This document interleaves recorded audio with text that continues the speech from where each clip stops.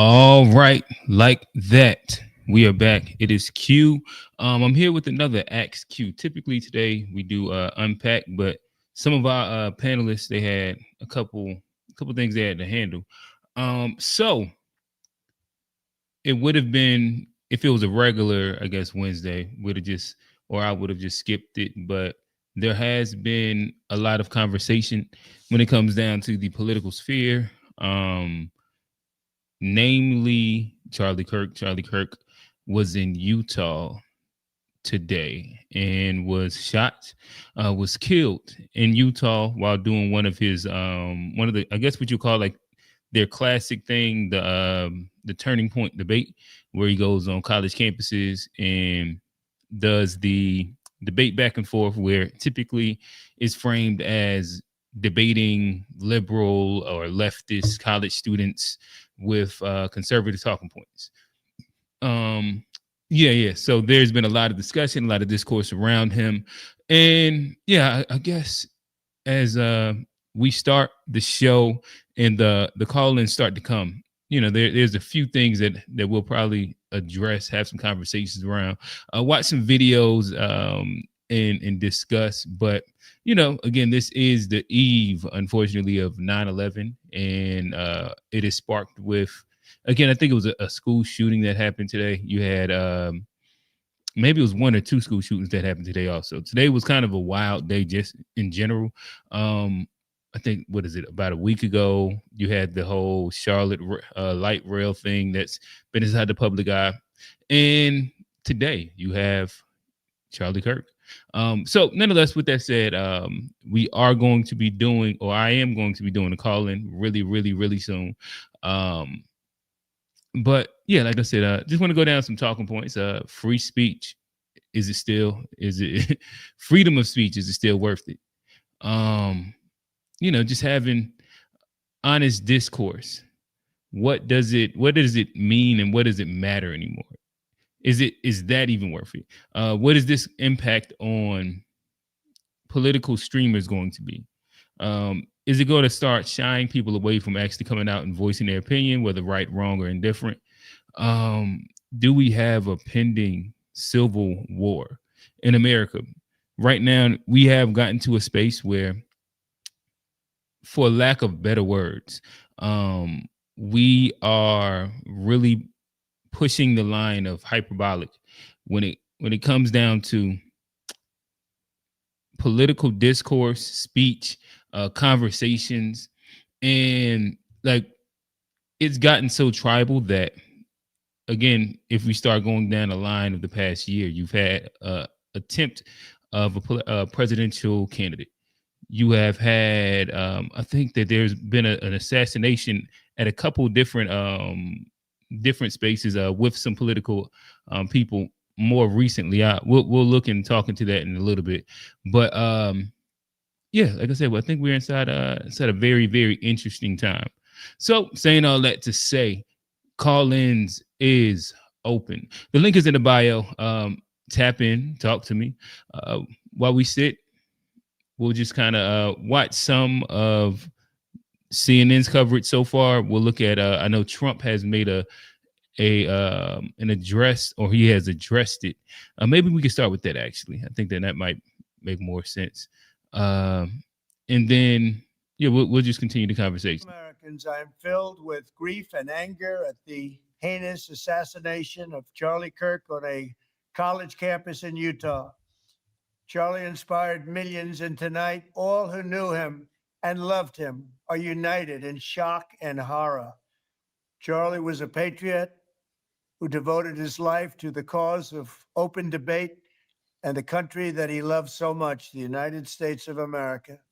He fought for liberty, democracy, justice, and the American people. He's a martyr for truth and freedom, and there's never been anyone who was so respected by youth. It's a long past time for all Americans and the media to confront the fact that violence and murder are the tragic consequence of demonizing those with whom you disagree day after day, year after year, in the most hateful and despicable way possible. For years, those on the radical left have compared wonderful Americans like Charlie to Nazis and the world's worst mass murderers and criminals. This kind of rhetoric is directly responsible for the terrorism that we're seeing in our country today. And it must. And I guess I do want to pause it there just to kind of like highlight a point. So like he says things that I agree with while he also engages inside the rhetoric in which he is denouncing. And to me, like that's a bit of the issue with the political discourse as it exists right now in America. And like it only stokes the flames more and more. It's not like we didn't just see 5 years ago what one would call like an insurgent political act at the White House, and labeling the radical left like that stokes the flame of it. It's no different than the racist right, or like these are terms that almost dehumanizes the POV of that person and makes them innately quote unquote evil. Maybe we'll get into a bit of a conversation about the banality of evil and like just some of the steps that it uses to kind of dehumanizing people. But nonetheless, I'm gonna push play. Must stop right now.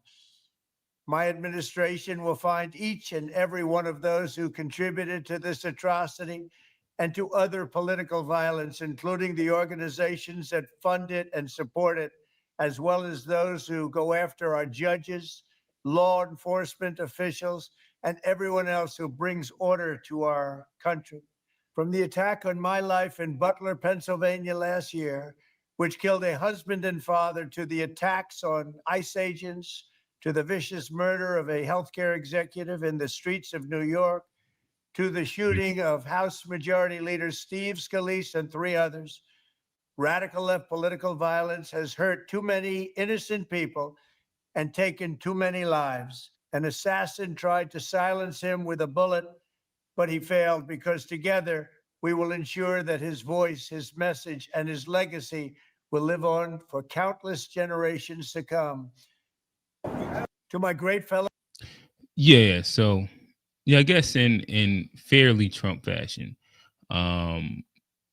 like he said some on point things, but then some very hyperbolic things, and then double down on it towards the end, where like I think that I'd only be repeating myself, but just doubling down on the radical leftists and then blaming all of the shootings in the past on the quote unquote radical left, which isn't even true. I think that the person that shot Trump was a Trump supporter, actually. And it's just this demonization of each side in the inflamed rhetoric, in my opinion, that leads to these events that ends inside a shooting on a college campus, or as he said, a CEO getting murdered in the middle of the street. And it avoids accountability when it comes down to what the real root cause of this entire thing is.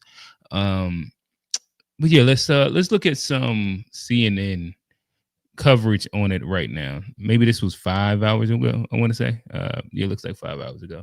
I push play, and as I hear anything that's interesting, I'll stop. President Trump, he is on his Truth Social platform saying that Charlie Kirk has passed away. So again, I'm going to read to you what the president said. The great and even legendary Charlie Kirk is dead. No one understood or had the heart of youth in the United States of America better than Charlie. He was loved and admired by all, especially me. And now he is no longer with us. Melania and my sympathies go out to his beautiful wife, Erica, and family. Charlie, we love you. So again, President Trump telling us at this hour that Charlie Kirk has died. Kirk was shot at an event at Utah Valley University earlier today, shortly after noon, according to the university. There was a single shot that rang out. He was shot in the neck. And now the president of the United States, someone that Charlie Kirk. again, as we start to file into the chat, call-in link is in the description. Call-in link is inside the chat. Feel free, call in. Let's converse about it. Let's talk about it. Tell me how you feel about it. There's been a lot of diversity of thought, even within interesting friend groups that kind of has been sparked by this shooting. Call in, talk to me. Let me know your thoughts. Was close to is reporting that he has died. I want to bring in Kristen Holmes. She is live for us at the White House. Again, Kristen, we're of course mourning Charlie Kirk. This is a man who, he was 31 years old. He had two very small children, 3 and 1 ages, I believe. He is someone who was very close to the president of the United States, close to the Trump family, someone who played a critical role if you talk to people around the president, in the president winning his second term. What are you hearing from those close to us? We, of course, read the statement that just came through from President Trump. It's a very somber mood here. People are very upset. It's not just at the White House. It's really among Republicans as a whole. All right, we have our first call in, our brother Steve. I think Steve he's joining Johnny this week. Yo, what's up? What's going on? All guns are blazing, Steve. What's going on? I mean, the reality is, yes, you know, we can hold two thoughts. Should people ever, be, gunned down for their political thoughts? No, but I do find it ironic that kind of the worldview and the world that he wants to live in that lack empathy, that lack sympathy, where, now all of a sudden there's outrage when those things he kind of, and you don't have to take my word for it, it's video of him saying these type of things. Oh no, I'm familiar with Charlie Kirk. All of a sudden now that he's passed, there's supposed to be some sympathy or empathy for him when he literally advocates for a world in which he's saying we should have less of those values. And the stuff you put out in the world, has a way of coming back, to you. And also the idea to automatically jump to the conclusion that this is somebody to the left of Charlie Kirk. I think we have moved to a space in a political environment where we can't always assume that anymore, because for at least the past 10 years, there's been a further radicalization of, right-wing thought, to the point where even people who were conservative or right-wingers before Trump are now saying Trump is a liberal. Like, I don't think people understand exactly how far the pendulum is moving. Yeah, if I was to jump in really quickly, to what you're talking about would be that there is some I don't want to use the word speculation. That's probably the best word. There is some speculation around Nick Fuentes grouping, which is further to the right of Charlie Kirk and a Trump, and that has been beefing more recently with them. Like, I think they call it like the groupers, where they're a way more radicalized version of the right, and they're not for Trump and Charlie Kirk and the rhetoric that they're now spewing, the Ben Shapiro's XYZ.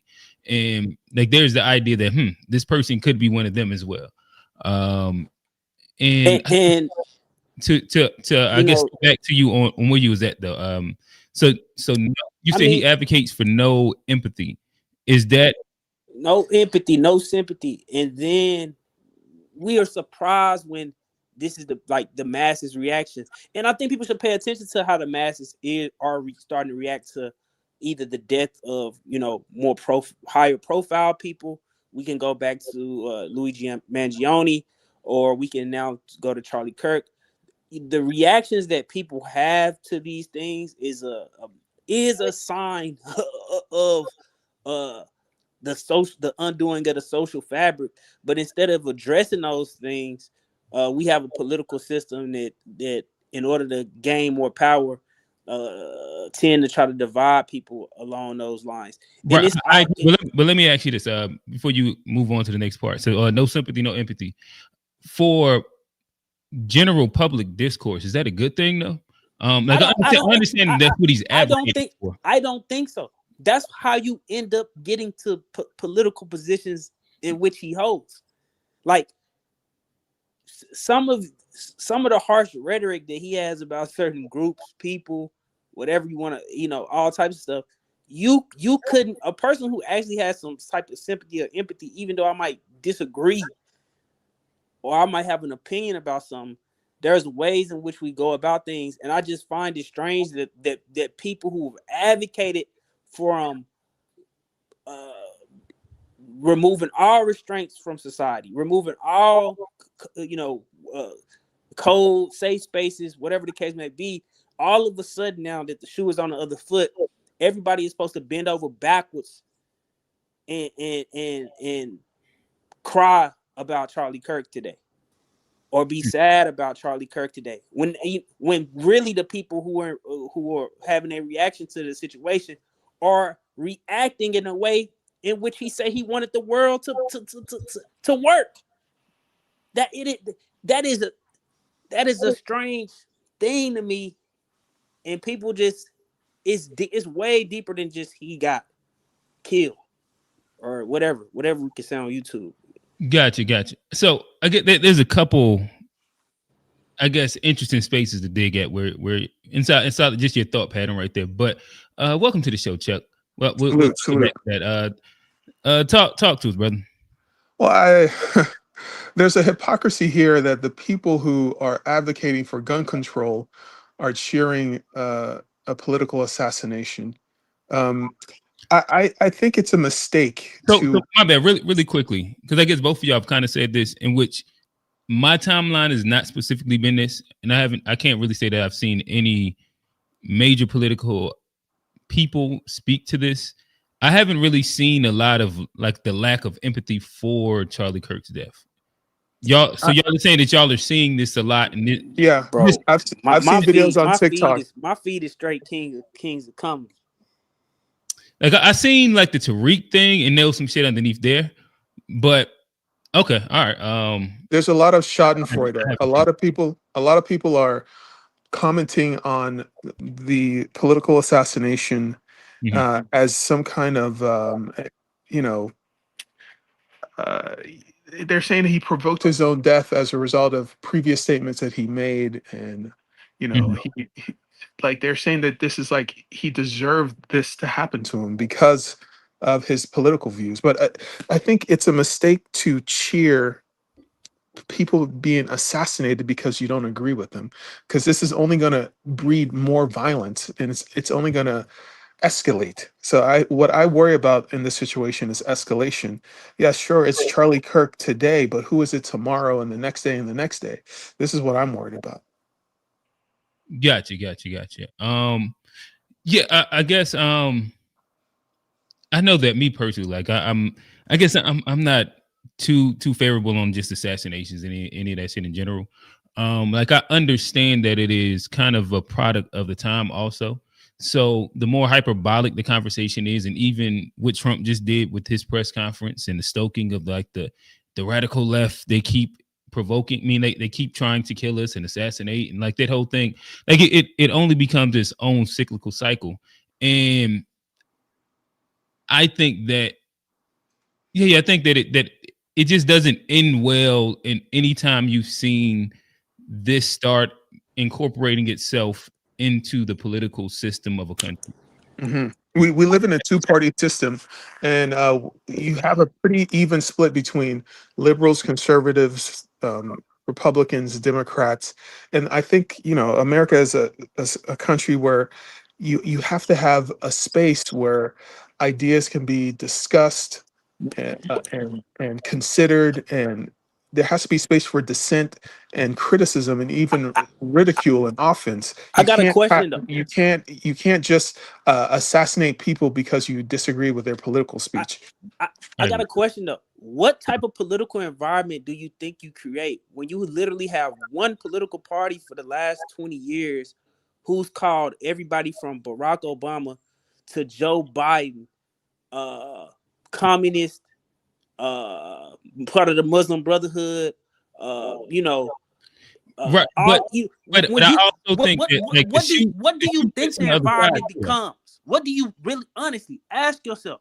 If we telling the masses that regular standard Democrats is a Mhm. part of the Muslim Brotherhood, un-American, Mhm. and all of this stuff for 20 years, what kind of environment do you really think we setting ourselves up to create? Right, but But but to that same point, to that same let me let me get a quick in and then Chuck.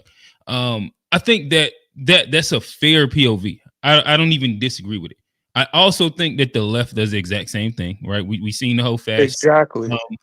and which like I don't really have like a side in this in general.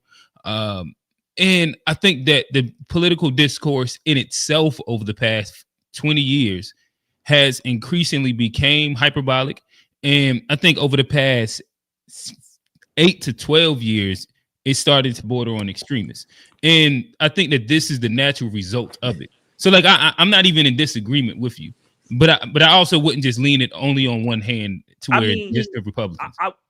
I mean, but the reality is, this is not just leaning it on one. This is the political strategy in which they wrote about. Newt Gingrich wrote about making politics this type of way. They felt politics was too polite in the 90s, and because politics was too polite in the 90s, that they couldn't adequately combat, whether that's Democrats, left, whatever we call them. So when you got a political party which the philosophy becomes that politics is too polite, this is the ball that gets it rolling to the point that we are today.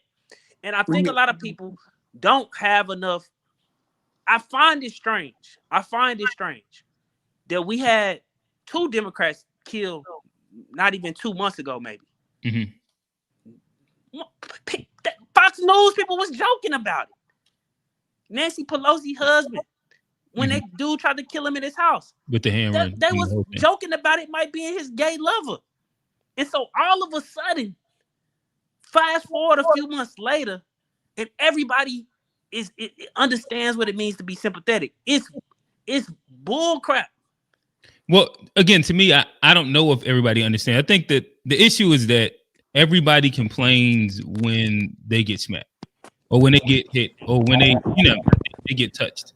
And until then, it's easy being a bully. And that's what you see on both sides of the aisle. You don't see the left calling people Nazis, calling people comparisons to Hitler as being the same exact thing. That you can't be the black pot in the glass house that's casting the first stone. The amount of hypocrisy is enormous. Even when you're being hypocritical here. Go ahead. When you bring up those points, even the people who tried to take out Trump were not even left wingers. This is the thing. The people who are getting the most politically radicalized by this stuff to then take out acts of violence against political parties are people who are being pushed too far to the right. Because the bottom line, they've been pushed so far to the right that they even see Republicans like Trump as liberals now. And that's not my opinion. That is your opinion. Actually, that's what the facts bear out after his assassination attempt. Here's what's happening in America. There's a political polarization between red states and blue states. Everybody thinks that they're right. Everybody thinks that their framing of the issue is correct. Everybody thinks that they know what's really going on, and the other side is only saying what they're saying because of they've been compromised, or they're somehow morally disordered, or they're somehow have been captured by some ideology. So we're in a situation where everybody is self-righteous and everybody sees that their side has the moral authority. And I think this is a kind of a dangerous situation because it makes it hard to communicate between the different viewpoints. I think there is the liberal worldview is important because it generates new ideas. The conservative worldview is important because it generates ways of governance and how to of stability. You need both sides But in this is this. the Well, thing, what and this what is you're trying to do, you want to overthrow one side and just have one point of view. That's not what America is about. You I, have I'm to have two parties working together. You have to have two points of view being represented. Go ahead. the thing is, even your political understanding of these terms is you don't even understand them correctly. Conservatives are liberals. Like you're talking about a liberalism as a value, correct? That we should value that, not small L liberal Democrat. We talking about liberalism as a free society value. And the problem is one party or one side of the spectrum has said liberalism has failed and it has led to mass migration. It has led to the replacement of the white working class. It has led to the displaced, So what you're advocating for, the conservatives don't even believe in that no more. They believe we should move away from a liberal democracy because a liberal democracy is the reason we're in the situation that we're in today. You don't even understand I their don't. political. You don't No, even understand their I political understand. philosophy I in don't which they think. you don't I even don't think understand the you political understand. philosophy in which they operating from. Christian nationalism You're setting up a straw man. What you're no, I'm doing is you're no, I'm setting up not. a straw man You argument, sir. no, You don't no, understand. I'm You not. don't. You do. You You're not doing justice to the conservative point of view, and that's fine because you're a liberal and you're going to always fight no, for your side. You are. I'm You're convinced in the self righteousness of your own position, and no, that's I'm normal. just I no. get it. I get it. The thing You is, don't I'm have just to saying explain that to people me. have to lay in the bed that they have made. That's Right. all I'm saying. And Okay. this is the but bed that has been made. but That's so, it. and that's probably where like I personally start to disagree. Like I am just a person that is cool with differences of opinion, and like what you're explaining, what you explained is like political differences. And like their advocacy for those political differences. I don't know that to be what should get you killed per se. Like even like a disagreement on principles of I don't know, yeah, just thoughts on statistics about black and white and XYZ. I think that the studio of the marketplace of ideas should be where the battle is won, because once it results to violence, I don't know where there is a positive end in a American civil war. Right. And once that genie's out of the bottle, it's going to be hard to put it back. You You say don't that, but want to walk down this road because this ends in a lot of bloodshed. You don't want. I don't think you're ready for we the say this. ugliness of this thing. We You say don't. You this. don't want this. We say this free, and we say stuff that sounds good, but the reality is that every situation in American political history has been preceded by mass violent attack movements. So a move away from Explain this inside the last 50 years. in the last 50 years, we could go the 60s, the riots all across America. Like That's why I said is. last 50 years. Like 60s would be about 60 years up. I mean, you got the uprisings of the 80s and the 90s. You have mass moments of violence all throughout. Well, we had like you'll have some History. riots to an extent. Like we had the BLM riots. We get that, but I think that's different than political assassinations and martyrhood. I think that for to really radicalize political movements. Timothy McVeigh killed 300 people for his political beliefs that he believed in. Women, children, kids. I mean, like. Well, yeah, you're talking about like a mass killing, and I understand. I'm not. But it's a political that is a political assassination.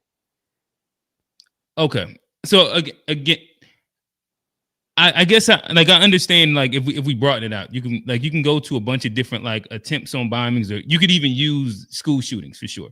And even though a lot of those school shootings end up leaning more right extremists inside their manifestos, or maybe that a lot of times they be like some of those incels. That's the word I'm looking for. But when we're talking about actual assassination of political figures, I think that there is a big difference in that in comparison to like killing or attempting or bombing a building, bombing a school, shooting a school or something like that. Especially when it comes down to how it inflames and radicalizes political parties and groups. I think the end result is the same, because what we're really talking about here is terrorism. Like, to encapsulate what we're talking about, that is what we're talking about. We're talking about in the pursuit of a political aims or means, a person is willing to take out a violent act. What we're talking about is terrorism. Like, and I think Mhm. a lot of people is playing a semantic game about semantic, or I mean, a political assassination. Yes, it's a political assassination, but this is textbook terrorism. But And are you in favor of it? no, I'm just So I guess that's what I'm trying to like. I understand you giving like the preceding conditions, so I do understand that. But there's a space where like I'm trying to hear the other side of like your opinion, because if not, it almost seems like you're advocating for anarchy.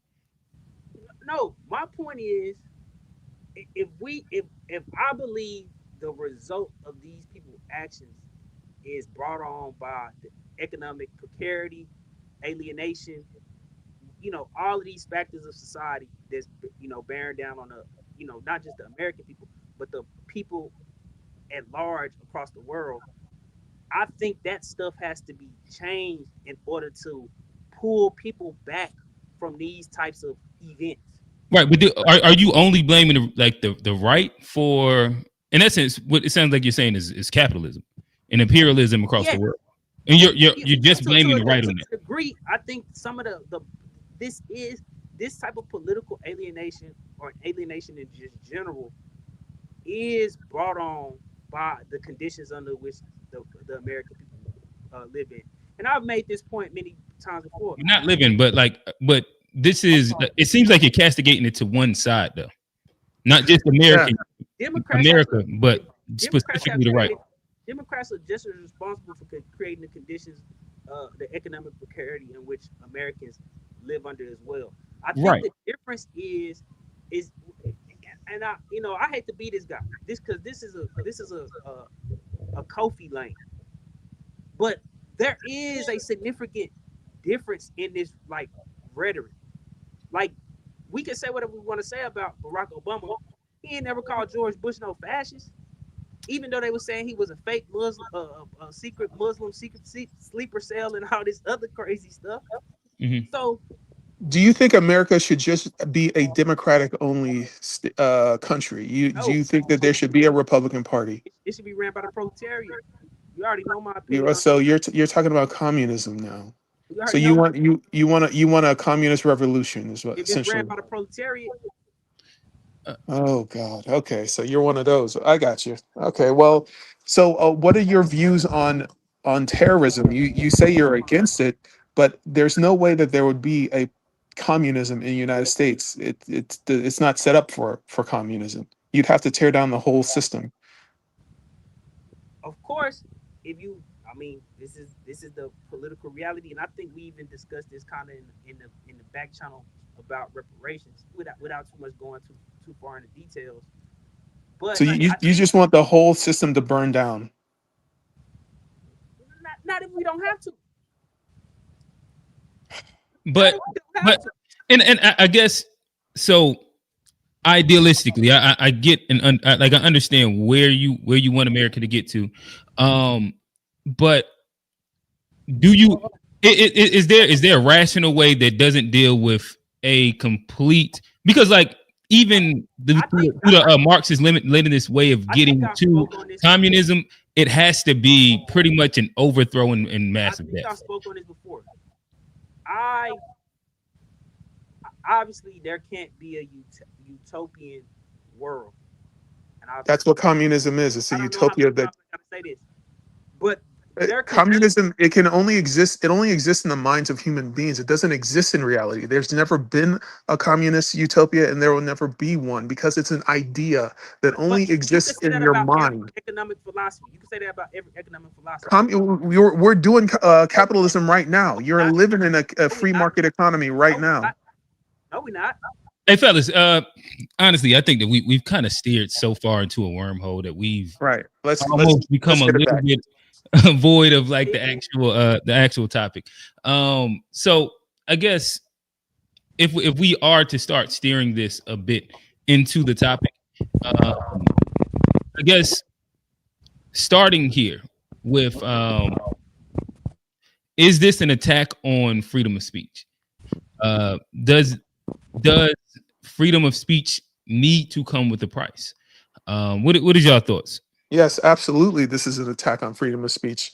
Charlie Kirk, I don't agree with everything he said, obviously, but he was very effective at going to college campuses and uh, getting people to see one conservative viewpoint and understand conservatism and packaging it for college age students. And he was very effective at doing so. I think that's why he was targeted for this assassination, because he was doing such a good job at spreading conservatism to college age children. Go ahead. I don't think it's an attack on freedom of speech because I view the attack on freedom of speech as something that's done by the government. Something that's done by the government. Okay.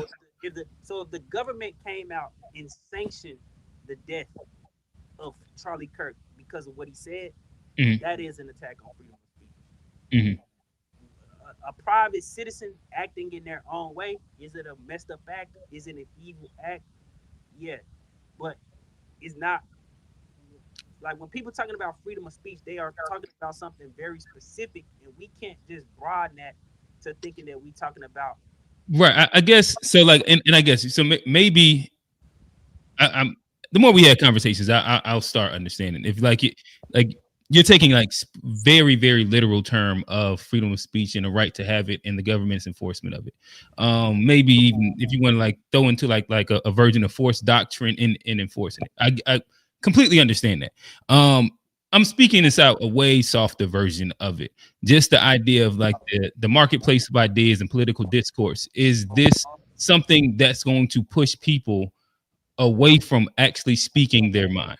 And again, not in a literal sense by the idea of the government enforcement, but just in general discourse of actually feeling free to have open conversations and debate.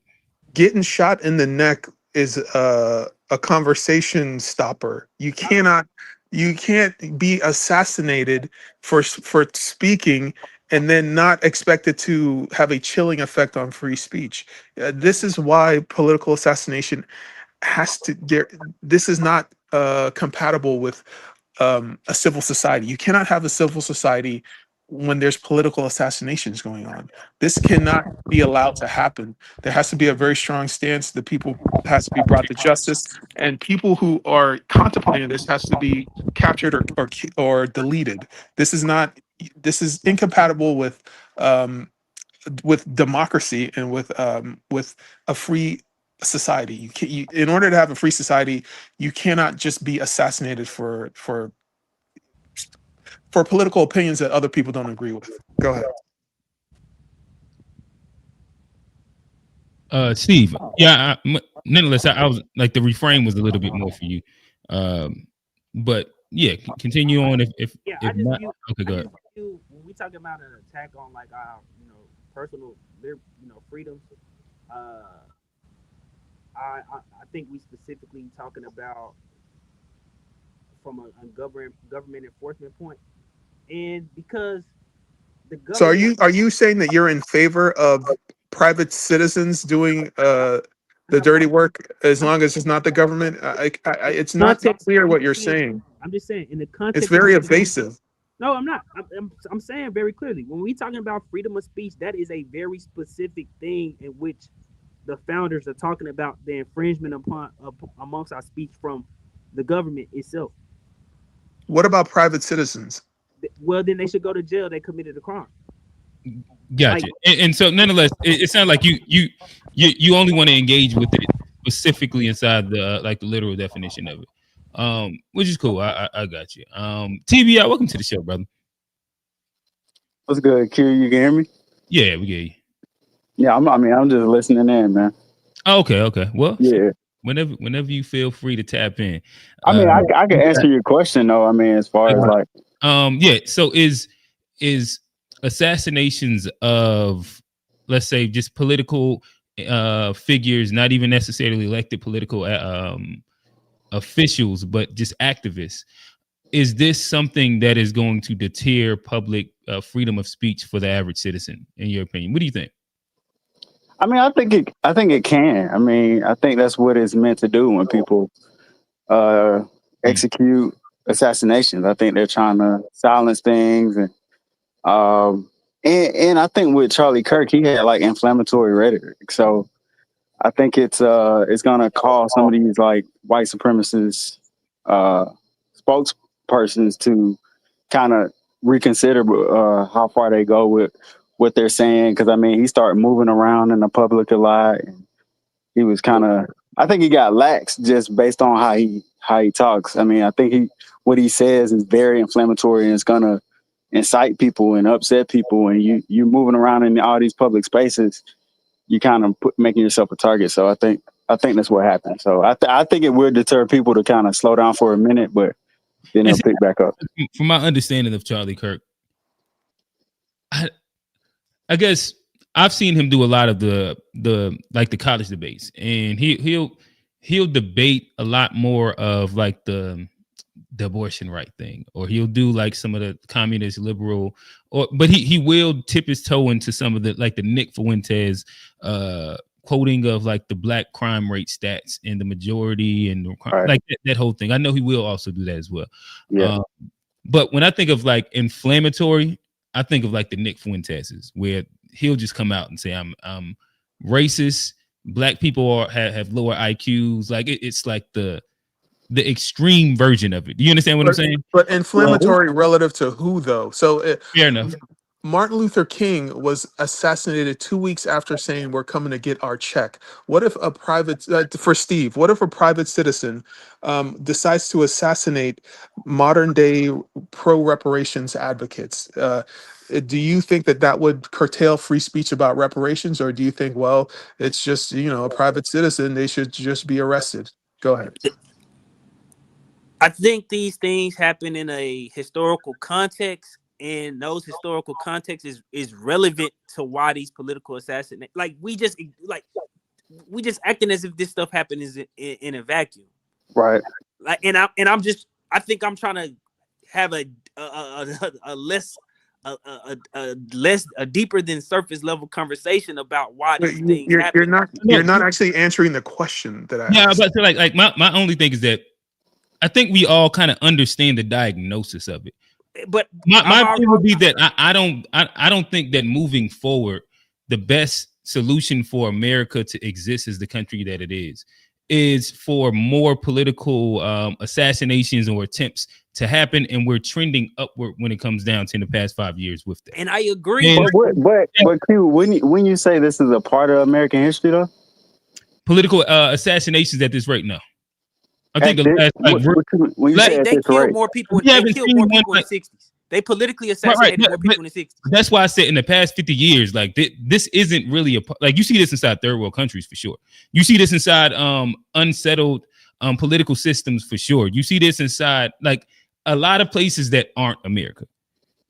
It's just the reality of it. I think that once we start getting to a space where our public figures are being literally assassinated, I think it puts America inside a very precarious situation. Well, so outside of Charlie Kirk, like who's been assassinated recently? Well, there was an attempt on Donald Trump life. There was just there was an attempt on Nancy Pelosi husband. Was that her husband? There was just two other two people killed in Minnesota. It was two political elected officials that was Minnesota.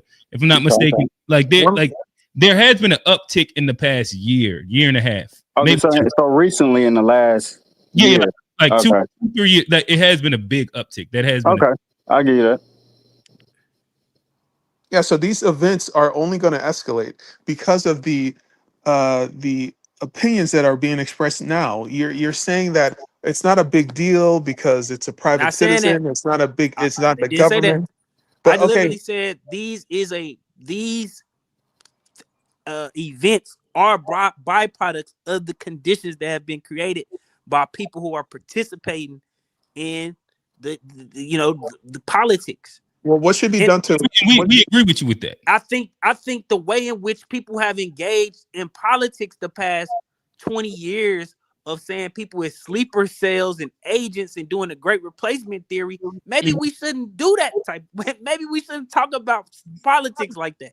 So in essence, you sound like you're saying like let's all tone down the inflammatory rhetoric. Because there is a the issue is what's the word?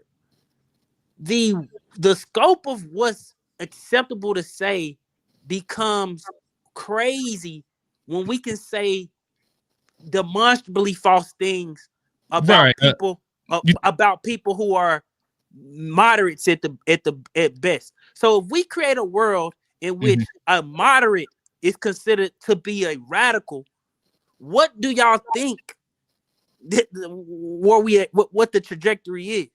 No, I understand. And what you're talking about is like the moving of the Overton window, where it was a time that what we consider as right conservative would have been liberal inside 1940 or 50 or 60. Can I ask a quick question for Steve? What should be done to reduce political assassinations moving forward? What would you, Steve, do to reduce political assassinations moving forward? We should create the economic conditions that reduce social alienation and isolation. I don't think he can. That's what I think. But I don't even know. You want to reduce assassinations with economic policies? Is that what you're saying? I don't know because I think people are mentally. I think people are mentally susceptible to the trappings of some of this stuff when they are operating from a worldview in which either they view somebody taking something from them or reducing their stanchion in life. I think there is something. Is this an economic issue or a mental health issue? I think it's an economic issue. Like this idea. See, let me ask you this: do you think that racism is a classist problem? Do I think racism is a classist problem? I mean, racism has a class implication to class issues, but I think racism is something that's been created distinctly from class, and that's why we have. Yes, so you think that class and racism are kind of linked to each other? Yes, to a degree, because what we use race in America as a predictor or determining factor of what class we allow people to be in. So because black people are black, it was cool for black people to be relegated to the reserve army of labor. That is the class position that was relegated to black people or whatever we calling them because they were black. So I think that racism, classism is a function of racism, but is not like specifically birthed out of it. I think that tribalism just exists across the world, no matter what. I agree with that. Only always seen tribalism exists. Always, but I'm specifically talking about the American context in which your race is used as this determining factor to kind of predetermine this class. But do you think that if everything was equal in America, there would be no racism? I think that racism would still exist, and if not, it would. I think there would be differences. I think there would definitely be differences. That's just human. Some part of the human nature. As long as you prefer your biological relatives to strangers, there will always be racism, tribalism, nepotism. That's it. We prefer our biological relatives to people who speak different languages and who are unknown to us. This is the kind of creatures human beings are, sir. It's a part of the human condition. So, I mean, you think that Charlie Kirk was killed off of like classism or like a difference of ideas? Like, What'd you say? Q?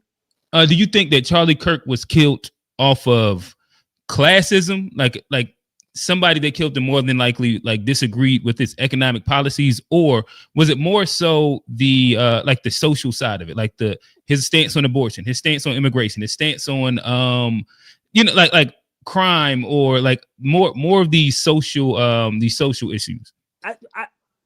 So let me see how I can say. Okay, this. My bad. All right, so maybe you think that it's all linked together. Obviously, right? The person who did the action disagree with his political philosophy. That's an obvious reality. What I'm saying is, in a society in which stuff is unequally distributed or maldistributed, a person is more susceptible to being radicalized and then acting on that thought. That's what I'm saying. I'm not I don't know saying this that to be true I don't think it had anything to do with financial. You no, keep talking about because I you think like know, if inequality. You keep I'm talking about social inequality. no, You're asked a question about X and you always steer it to social inequality. Why are you able to give an answer that doesn't have to well, do with yeah, Marxian philosophy? well, I think that his framework kind of deals within it, which is fair. Like I think that everybody has their framework in which they view the world. And that's why I like Steve, I'll just use the ask you like if this ties itself into each other. Where I don't want to speak for you, but I think that most of like his POV when it comes down to the struggle for power deals with resources and not necessarily, and it can mask itself within racial divisions and tension, but it's usually a fight over resources. Is that fair? but I think I'm not Yeah. saying the person. I think people confuse what I'm saying. I'm not saying the person did what they did because they did disagree with his economic philosophy. I'm saying the world in which we live in The material creates conditions. an alienation for So the average how person. does the world we live in cause Charlie Kirk to be assassinated? How are you connecting these two I'm ideas? saying I think it makes people more susceptible to Okay, act on so those things. so I, you're saying that the person who shot Charlie Kirk was living in a world with inequality, and the inequality got to the point where he it's not had to shoot the, Charlie the Kirk. word I want to harp on is specifically alienation. Under these conditions, people become alienated. So Like Charlie Kirk typically, is dead because of alienation. How are look you up what connecting these ideas? look up what the Well, term means. I And think I that think Charlie this is Kirk because probably did we because of operate from alienation. I two will different say that. Yeah, frameworks. I agree with you. I think the dude was alienated that shot him, man. But that's exactly what I'm saying. There's a level of alienation that has to But I think it was happen in more But social. society to the I don't think if we had everything was equal that people wouldn't still be alienated. I but don't you believe that. I that wasn't the disagree. question. The question it was, what do I think we could do in order to reduce this? And I said a reason why people tend to act on these type of things is because they've reached a level of alienation in society in which then they feel like this is a necessary action to go. And the only So thing I let know me for ask you, was Abraham Lincoln assassinated for alienation? Was Martin Luther King assassinated for alienation? Was John F. Kennedy assassinated for alienation? Are you if connecting you this go I would if say Hey, you hey, yes. moral first, I would say hey, assassination? yes. first, can we stop comparing this guy to those people you just mentioned? But he's thank you, making old a man. specific thing that alienation is the reason for assassination. But when you look in history, that's not the case. These are politically motivated things. This is not to do with the social inequality I and think you Can't you the be proletariat. I alienated think you're politically though? confusing. I think you're confusing. Just because I'm saying that the world creates alienating environment doesn't still mean that these are not politically motivated. What I'm saying is, under those conditions in which the Yeah, masses are alienated, they are right. more likely to act on these Okay. violently on these You political yeah, you've said differences. that at least 4 times. I get it. But I get it. then why are you confused then? Because it doesn't make sense with the question that's being asked, but go ahead. You asked me, what do I think we can do to reduce this type of political violence? And then I say a part of the reducing this type of political violence is reducing alienation. And the only way I understand from a philosophical standpoint, in order to reduce human alienation, is through a redistribution of wealth. So I don't see Really? how, like, if I'm drawing you the line So point by redistributing point, wealth I don't know prevents about that. assassination. Hold on, Redistributing wealth prevents assassination. Do I understand you Steve, correct? let's let Go TV, I'd ahead. like you to respond to that. Then we're gonna introduce old man. This is a good conversation. What is your thoughts on that? Do you think Uh, redistribution of wealth I eliminates think um no, information? I would say no because you're not factoring in human nature. I think humans are it's always going to be some type of murder, some type of crime. It's not if you give everybody the same amount of money, that's going to go away. I think human nature will always be there. I think people are not factoring human nature in. We think we're going to give everybody just what they want. It's human nature to want more. It's human nature to get irritated at certain things and not like certain people. So I don't think you eliminate that by evenly giving everybody the same thing. So yeah, I don't see it like that. I think people always have different viewpoints, and when you have different viewpoints, people are going to clash, and it's going to be disturbances, and people are going to get upset. So I think it's always going to be there. Honestly, I would probably be more scared that if all things, especially when we talk about just pure resources and wealth, is distributed evenly, I think that culture war issues would be way more elevated because that's the only thing to really argue about. Man, welcome to the show. What's going on, brother? What's going on? Happened. Hey, so I just think it's an isolated incident. It's one person that went on rogue and shot this guy for whatever reason. I think you guys are making it more political than it was. We don't know who the person that took this man's life was and what was his reasons. So I think we're just kind of going overboard with trying Do you to think that there is a correlation to a lot of there's been a string of politically motivated assassinations or assassination attempts inside the past year and a half, 2 years, I want to say. You don't think that it has anything to do with that? You don't think it's correlated with that? This being Trump's some people might make the argument that Elon Musk might have been as important, if not more, but outside of Elon Musk owning X, Trump and everybody else on the right believes that Charlie Kirk was the biggest factor in Trump winning. You think that has anything to do with it? No, I don't. I disagree because I think you guys talked about Democrat, Republican a little bit earlier, but to me, how I look at Trump, Elon, Kennedy, they're Democrats and always have been Democrats or still are Democrats. It's the Democratic Party that's went astray and went far left. So I agree. They're not really Republicans. I believe they are Democrats within the Republican Party. But to me, how I see the incident is that where it took place, this should have been like a safe zone for him, right? You're in a Republican state. You're in Utah amongst a lot of, I'll just say white people, and it's not a diverse. So, you know, I'm saying like he's on the college campus though. So a sniper on a rooftop. Campus, it was a sniper on a rooftop that got him. Yes, but again, if you look at the percentages of skinned people or whatever, it would fall in his favor. So like it should have been a safe zone for him, like a safe place to debate. So that's why until we figure out who is this person and why they went to this level, I'm really not going to make it something bigger than what it was and try to connect it to Trump and all these other people.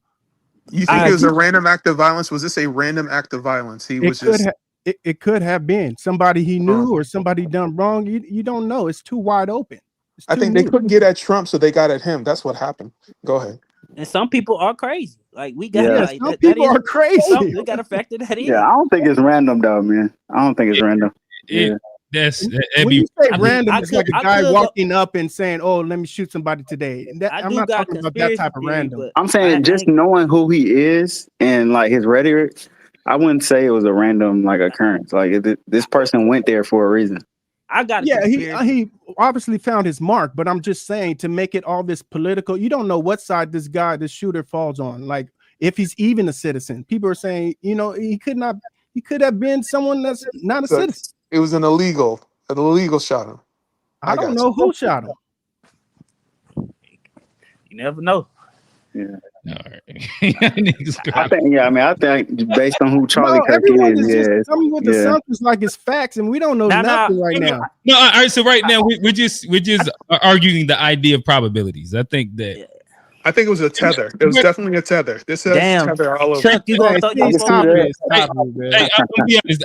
I don't even want to go down that line inside this conversation. Keep going to where y'all was at, and I'll see her in a second. But yeah, like I said, yeah. I'm just saying, America, as we know it, the United States, we have so much integration and diversity at this moment in time. Everybody has their own opinions, whether they're coming from inside or external. So it's like you can't put anybody in one particular box, like, oh, they're Republicans or they're Democrats. I think everybody's trying to figure out what they are right now. So that's all I have. I don't know about that. I don't think that's true at all. I think that most people are like hyper tribal right now. There's a very small amount of people that are open to regular discourse, but I think that the majority of people are hyper tribal at this moment. And it's I think there is. I agree. I disagree because right now you have the most amount of people for a long time that are switching from Democrat to Republican. So to me, that says you don't know what you really want, right? Well, there is a political if you've been a realignment. Democrat for like 20 years and now all of a sudden you go on Republican, why is that? So There is a political Yeah, I think you're realignment always gonna have happening. That's people true. like that though. Yeah, but I don't see that as like people in the middle. Like they switch sides and they like they just went to the other team. To me, going to the other team doesn't mean that like you're in the middle, or like in more times than not, like they end up being way stronger on the talking points than just a moderate like Republican. And also, see how I Americans, see it, the middle is Republican right now. If it's really a true two-party system, that means you have to choose one, right? And the middle would be closer to the right than the left is, because the left is extremely left. Exactly. Also, Americans Exactly. I don't believe that that's true either. I think that that's the straw man. I think Are you serious with the birthrights and with the immigration and with but listen babies? listen to most Democrats and most like not the people that's on TikTok, but just like what the average politician is saying, what the average Democrat is saying. They're not this extreme LGBTQ trans gotta play in women's sports person. like the Democrats are literally pushing a CIA agent to run for president in 2028. What are we talking about? A former Gavin Newsom. Alyssa Slotkin.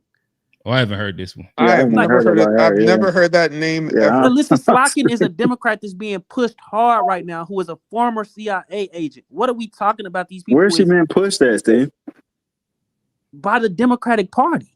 Yeah, I haven't heard it, but one of the main people that I have heard of, Gavin Newsom. That's what I've been hearing. Gavin Newsom is a corporate bootlicker in the state of California. Been in a real estate agent. But that goes to my point. Like I'm arguing the idea that the actual left isn't like this extreme LGBTQ, give everybody reparations. You know what I mean? Give everybody reparations except the blach people. What are you talking about? But the left is a coalition. The left is a coalition of people, and one of the members of their coalition are very extreme. It's pulling everybody else to the left. Who are these people? They won't even on TikTok. Who are the people? They won't even endorse Democrats, aren't they? Okay, Ocasio-Cortez. She's pulling. She has a lot of She has a lot of extreme views on immigration and on LGBTQ and abortion and things like that. So she's pulling the squad. It's the squad.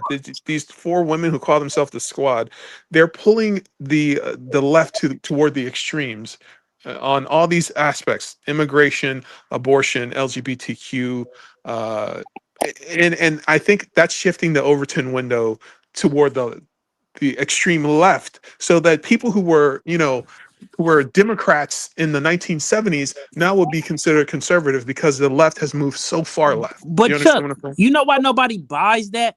Because they said the same thing that they said about the squad, they said about Obama. And then they said the same thing they said about the squad, they said about Biden.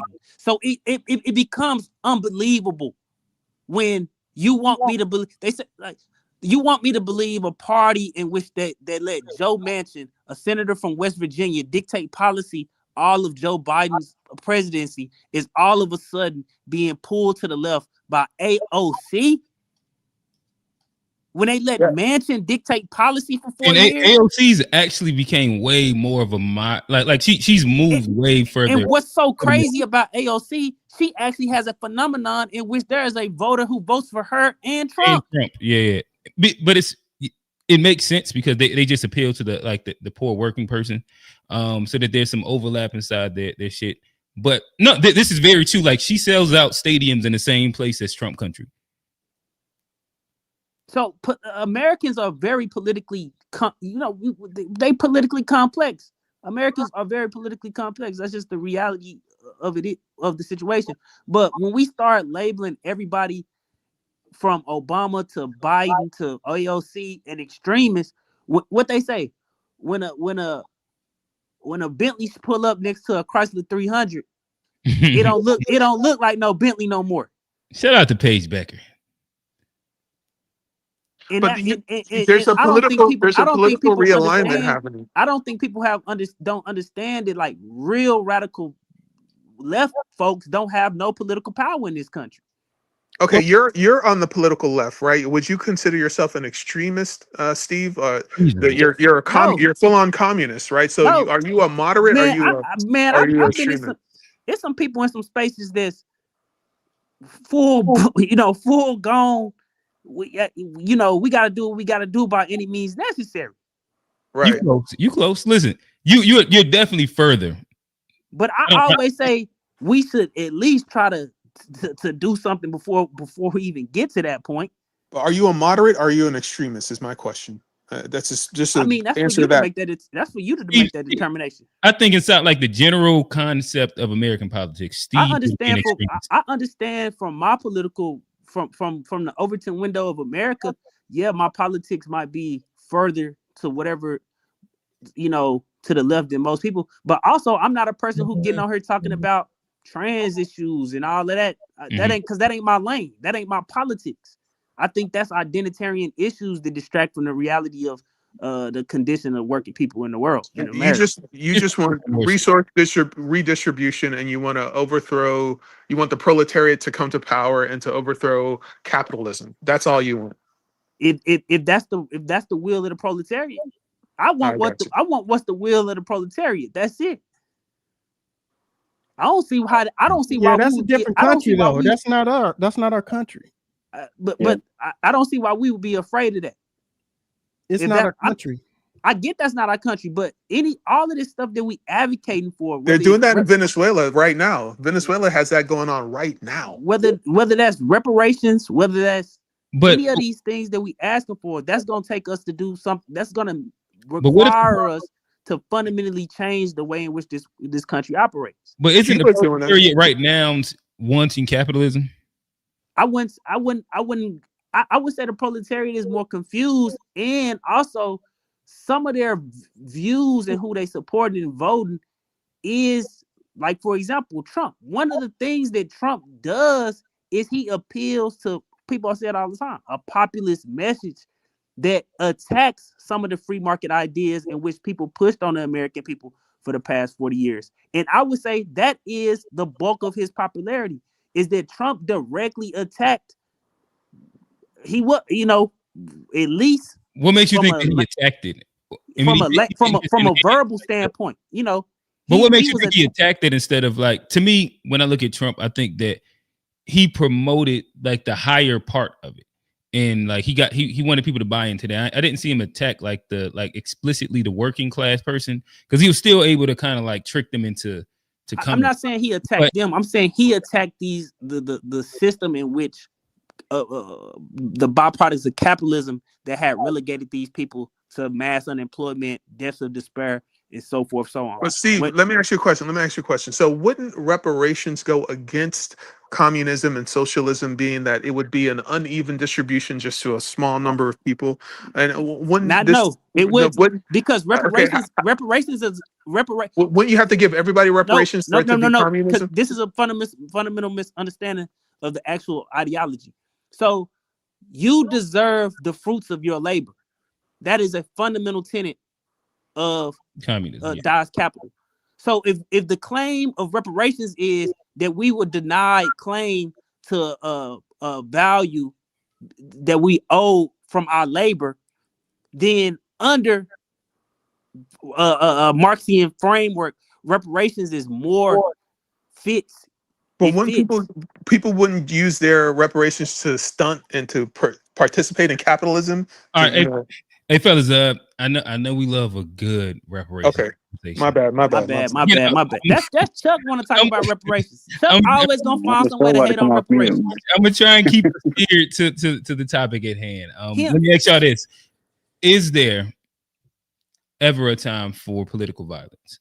I'm against this act and what happened. I think that beating a person inside the marketplace of ideas, and escaping the idea of like martyrdom, which people can then almost, like make as like their own cult, makes it easier to defeat. Like when you defeat it inside like the idea of like the public marketplace of ideas.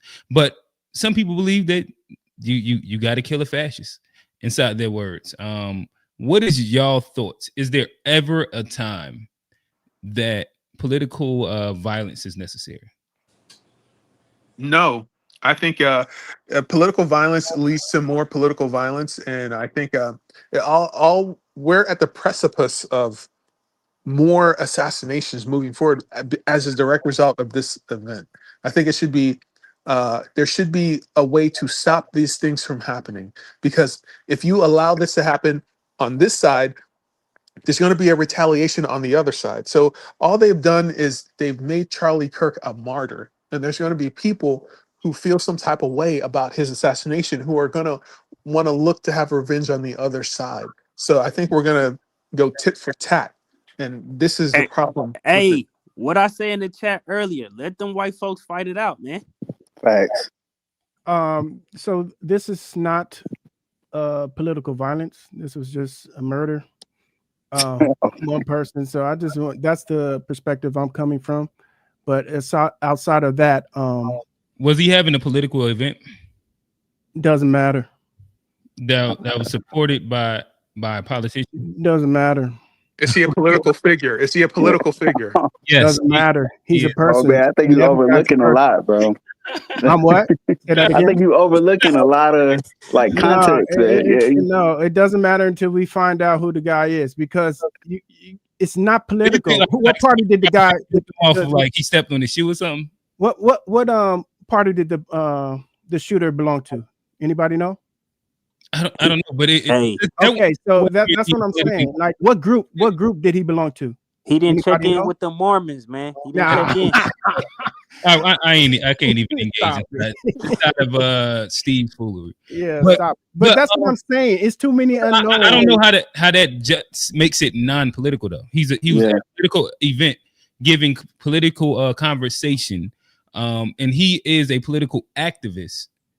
More times than not, whether it was somebody on the right or the left, because like Nick Fuentes, they don't like him. The gropers, they don't like him, but that would still be politically motivated. If you're like a far leftist, it could still be politically motivated. If you don't like him only off of abortion, it could be that's still politically motivated. These are still motivations that deal within the sphere of like politics. Yeah. See, I see political violence as something like Boston Tea Party, things like that. When you have just one person just going rogue and doing that, that's not political violence. That's one person's violence. How can you rule out? How do you know he went rogue though? How do you rule out I don't know. violence? I just say that to give you guys another option, right? Because you guys are so quick to say it's political. So I'm just saying rogue just to give you another option.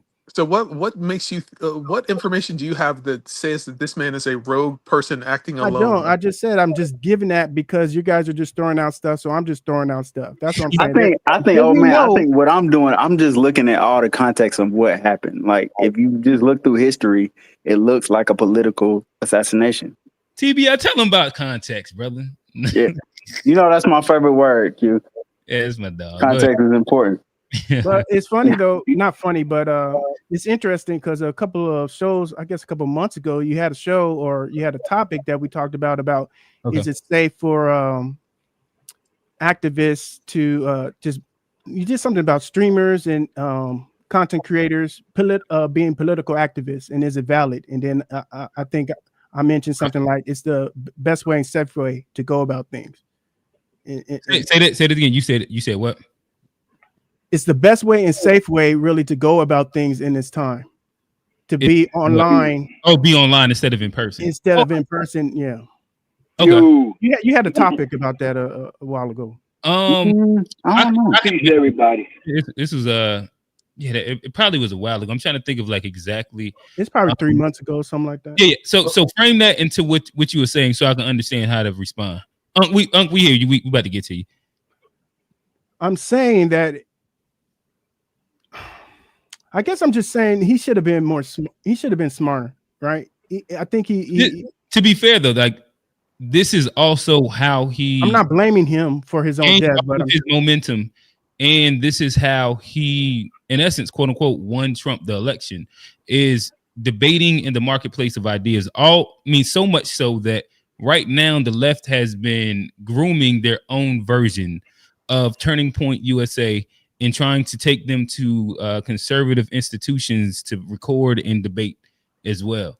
But can I ask a question? I'm sorry. I just need to ask this one question. Chuck, before you ask that question, Unc wanted to hop in. Welcome to the show, Unc. Write down your question, Chuck. We're gonna get back to you. Unc, talk to us, brother. Yeah, I you know what I'm saying, anytime someone is murdered like this, I feel, you know what I'm saying, people gonna have their own opinions on it. But I feel like, you know, he should have had his opinion on everything they're saying, but I feel like it's a lack of mental health that goes on with this violence and things like this, you know, because in the last 50 years, you got to look at it, even if you go back to when Ronald Reagan had the attempt assassination on him, you know, from there we had almost a 30-year ban on assault rifles. Then it came back, you know what I'm saying? In between that, you had when Clinton was in office and the mental health went to hell, you know, they closed down all of the mental health places and things of this nature. And you look at how young this guy is. He grew up when the mental, you know what I'm saying, when they had all of the places to get people mental health and things of that nature, all them closed down. So they never knew, and he's a young guy, and the people that he's talking to never had it. So the whole factor in it is this right here. Our whole nation's mental health problem is an issue. And the thing is that you have people that's living a delusional world, and everyone has to accept everyone's delusion.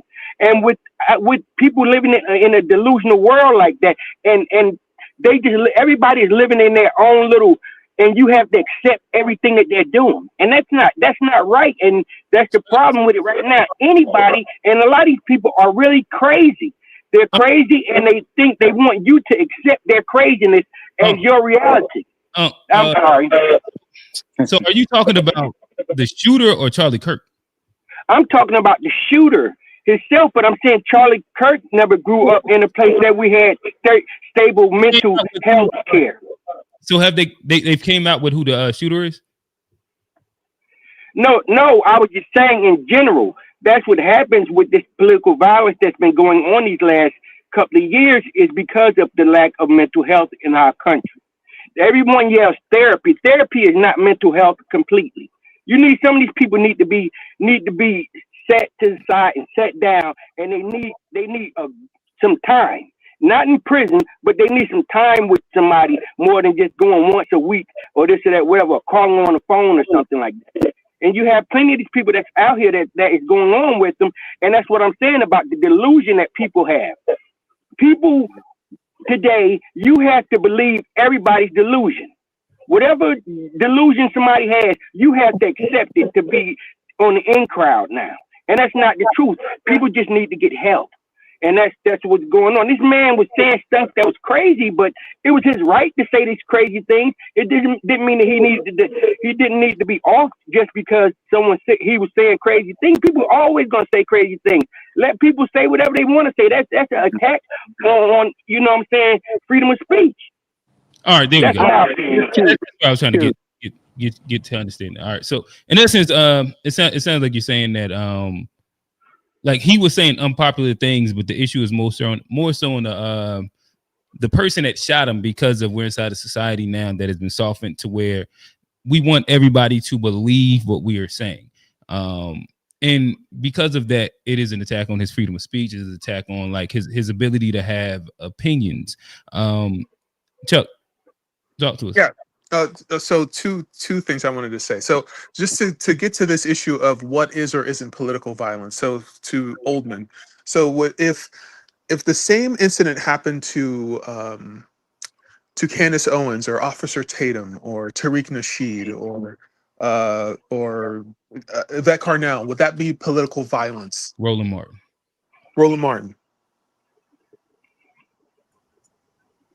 With what? The same thing, just replace them with just replace them instead of a Charlie Kirk event, it's a Candace Owens event, or it's a Officer Tatum event. Is that now political violence, or is it still a random act of violence? Could have been anybody, nobody knows, it's a mystery. So so who'd you name first? You said Candace Owens, Officer Tatum, Tariq Nasheed, Yvette Carnell. Candace Owens, Roland Martin. Jefferson Tatum, Roland I Martin. would say it's not political violence. The other two, I would say it is. So which two would it be political violence? It would be Yvette and Tariq. So it becomes political violence when in relation to these two Because people. they're both attached to movements. So But you know, Charlie's attached to a movement, right? What movement is that? MAGA. The GOP. He's literally like the biggest voice of MAGA. Like Being that's, the voice that's what he was known for. Like he's the guy that got all the Gen Z to vote MAGA. And how is that verified? By Donald Trump, by I guess him himself. Like he had the whole little thing where he was crying because Donald Trump got elected and Right. talked about like his influence and the metrics of how like from when the whole little what is it called, the little attack on the Capitol thing happened and how so if he's attached to a He's movement, a surrogate for the GOP. He's a surrogate for the GOP. So if he's a mouthpiece for the movement, then yeah, it could be political violence. I still don't know what's the motive of the person. Gotcha. Yeah, all I'm saying, like his entire identity is based around support for Trump and MAGA. That's his I don't really follow the guy. I mean, I've heard him a couple of times, but once you hear trash come out of somebody's mouth, I just I shut him out. So yeah, that's how I handle it. And I wish the shooter had handled it that way too, but whatever. And one last question I had for the entire panel. Do you think that social media algorithms and how it puts people into their own private realities and puts people into echo chambers and puts people toward the extremes, is this the social media era an era of more political violence? Yes, I believe so. I think so y'all agree. Was there political violence before agree social with media? the alienation point from earlier. I did agree with it. Are you talking about to the point he is making about a real world tangible thing you can use as a example of the alienation is the social media example that Chuck just talked about. Right. I think you and Chuck was having a disagreement. I think me, TBI, and whoever else was on here understood the alienation part. I think that the problem is alien. I think that it's people. You can alienate your own self through social media because you can just be a keyboard warrior and you don't have to be bothered with anyone else because you can. If someone says something to you, you can push the off button and don't have to listen to them. Come back, say your propaganda, go back, and you don't have to go back and forth with people. You can actually shut it down and come back and say what you want to say. Don't have to read none of the comments that someone says to you, anything like that. So you can alienate your own self. But the problem is like a person would be like, oh, these people poor, this, so and so, whatever. The thing is about alienation is that people do crazy. What I'm saying to you, a person can feel alienated and not even be alienated. That's what I'm saying about mental health. You can make your own self feel like you're alienated, and no one is even alienating you, or you're not even a category to be alienated. You understand what I'm saying? And that's what's happening. It's a lack of common sense that's out here now. And everybody has to believe the propaganda that everybody spews. Whatever you say, I gotta listen to you, and what you say, I can't say nothing against it. It is that whatever. It's just you, and it's not like that because we live in a world amongst where you're not by yourself. And what you say, it always gonna be backlash from somebody. And you can't have a back and forth conversation if you're the only one talking. That's what the world is. Everybody wants to have a conversation by themselves, but want everybody to believe in what they believe in, and that's not how it goes. And also, I like to push back on this idea that we moving towards something new. I view Black people to have already been living under these conditions since forever. So, like conditions. What do you mean by that? Like this idea of political repression, speech. Repression of ideas of certain type of Black folks, so forth, so on. That's kind of the conditions that Black people already live under. We the most disproportionately incarcerated race in America, and a part of the reason is because that's political, in which why we are the most disproportionately incarcerated. So what idea are you pushing back against that was opposing that? That we move into some new strange world. This is not no new strange world. This is the world that we have always lived in. Are you saying black people specifically, or just in general? This is the world we have always lived in.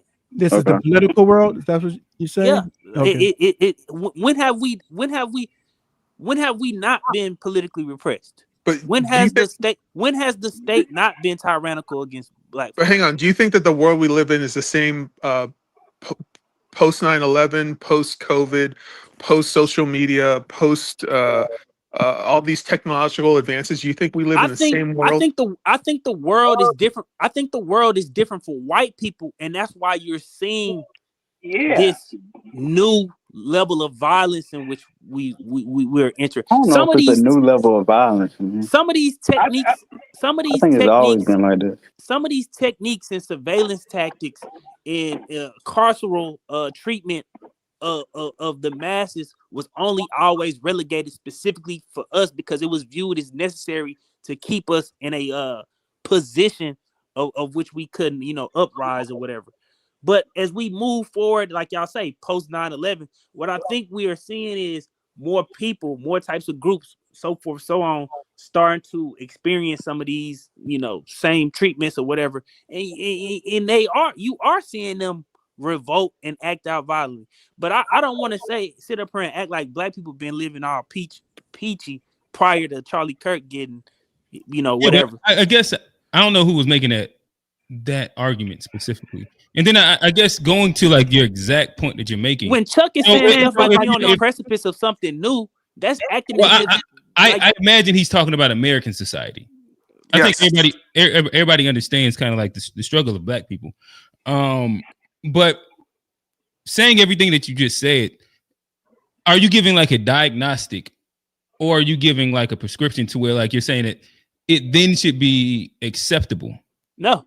I already gave my diagnostic. What are you saying should be acceptable, Q? No. Well, like saying black people have always lived in these conditions. I don't think that that's acceptable. Yeah, no, I don't think so. I agree. So like that's what I'm saying. Like because we've always lived under this repression, I don't think that just because of that, like that is a justification for the repression happening. That's the main statement. That I agree. I'm not going to disagree with that. I'm just saying like. A lot of times we using this language to act as like this is something new under the sun. Like that's hard for me to. It's not new under the sun. It's just it's starting to affect people that's not us now, and now everybody want to treat it as if it's a 5-alarm fire. Yeah, I agree with that. Well, yeah, that's the truth. But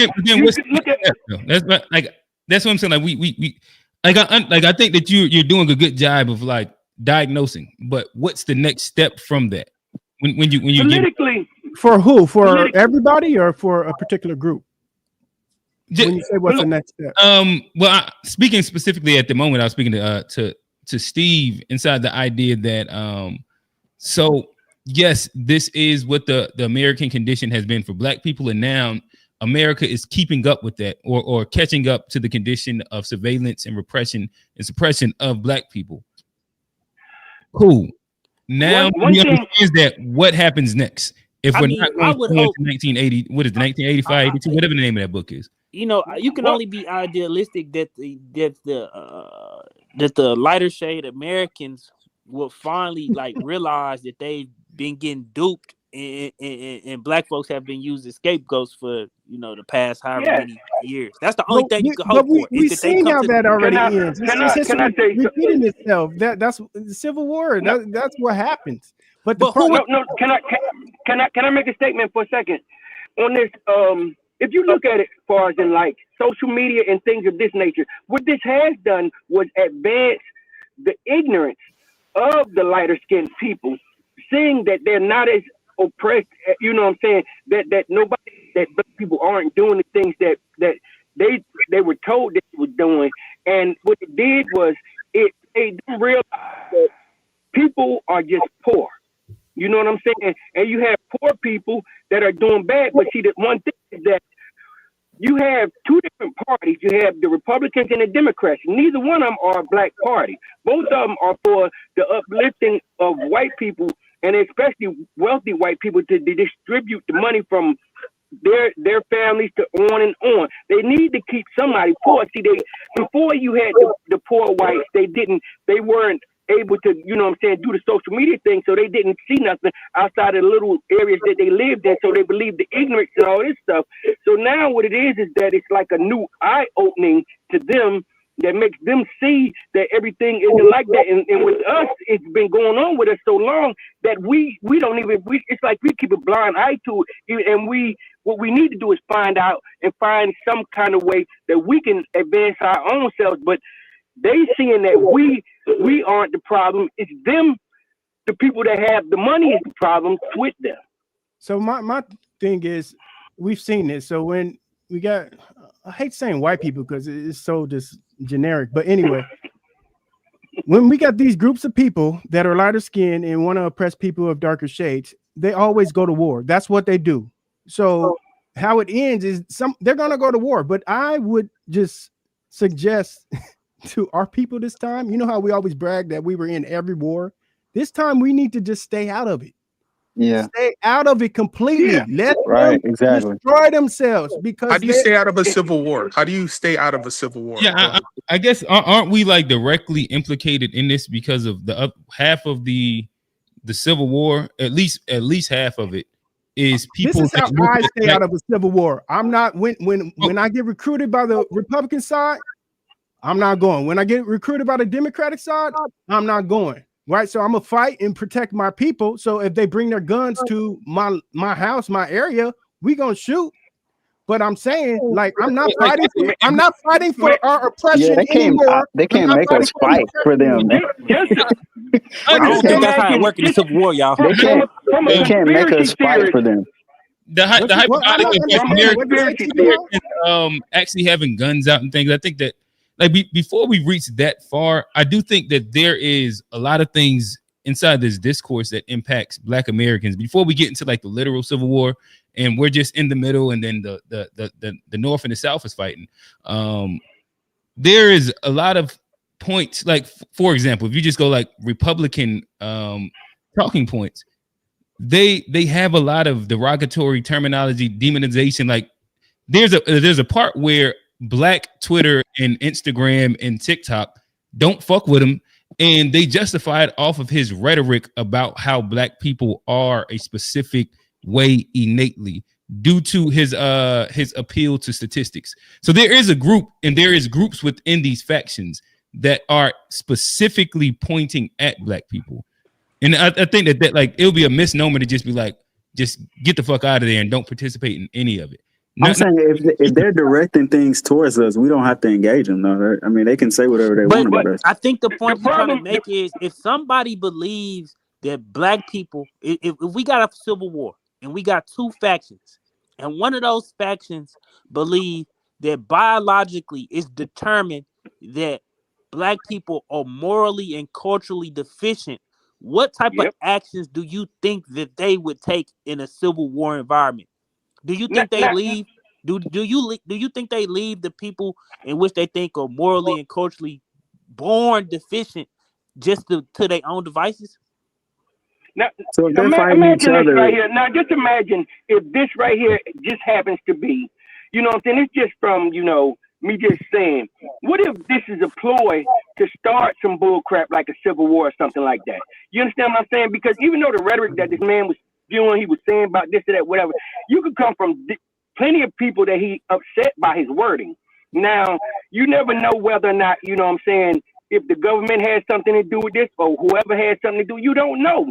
And you're not going to find out, and you'll never find out. Probably, we'll be dead and gone when the truth probably really comes out, because they can say whoever did it and make it out to whoever did this to this man, But the thing is that they can put it on whoever they want. If they say that somebody from the LGBTQ community, now this is something that with Trump, some of the things he say, now it's going to go towards them. And if they say a Black person did it, if a Black person did it, now he has rights to say, because they turned the word from ghetto to slums now. And when they say slums, majority they talk about is that Black people live in.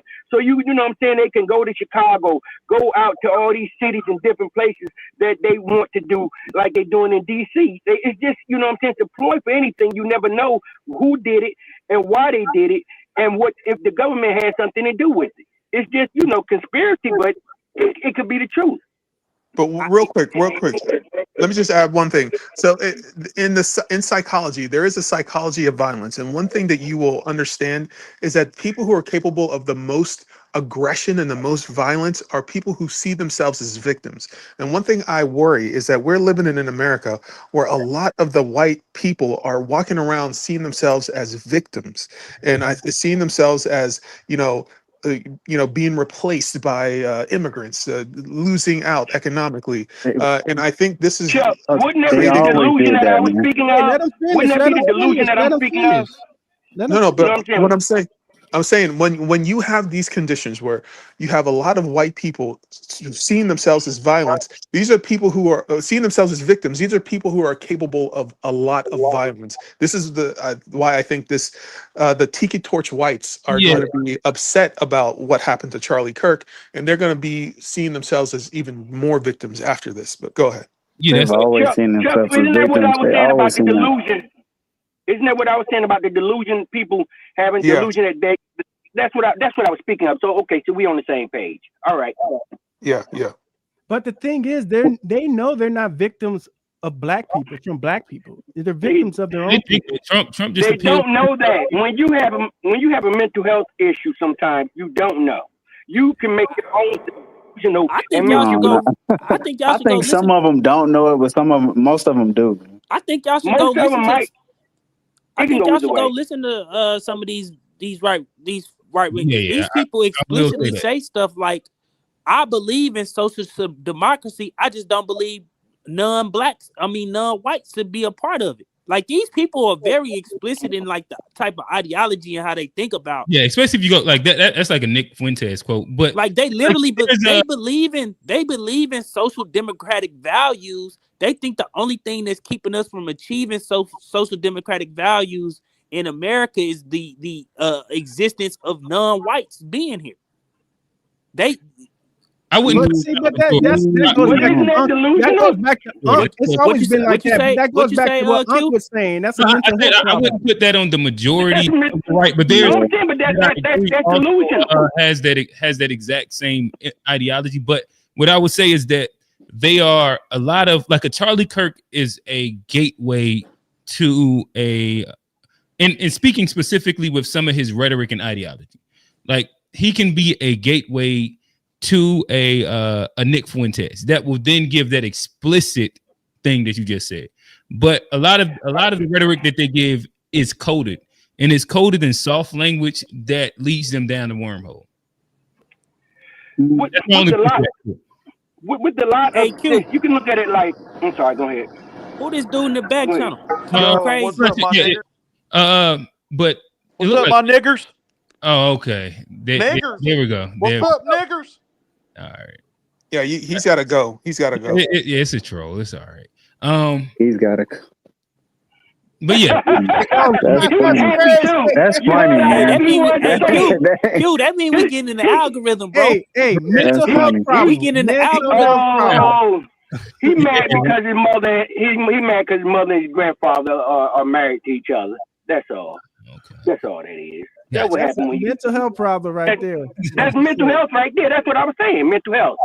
Yeah, you can't heal that though, man. Them folks sick. You can't. You can't heal it. well, That ain't no point even trying. Yeah. But that's what I'm saying. That it's delusion. Hey, shout out to the back private chat. And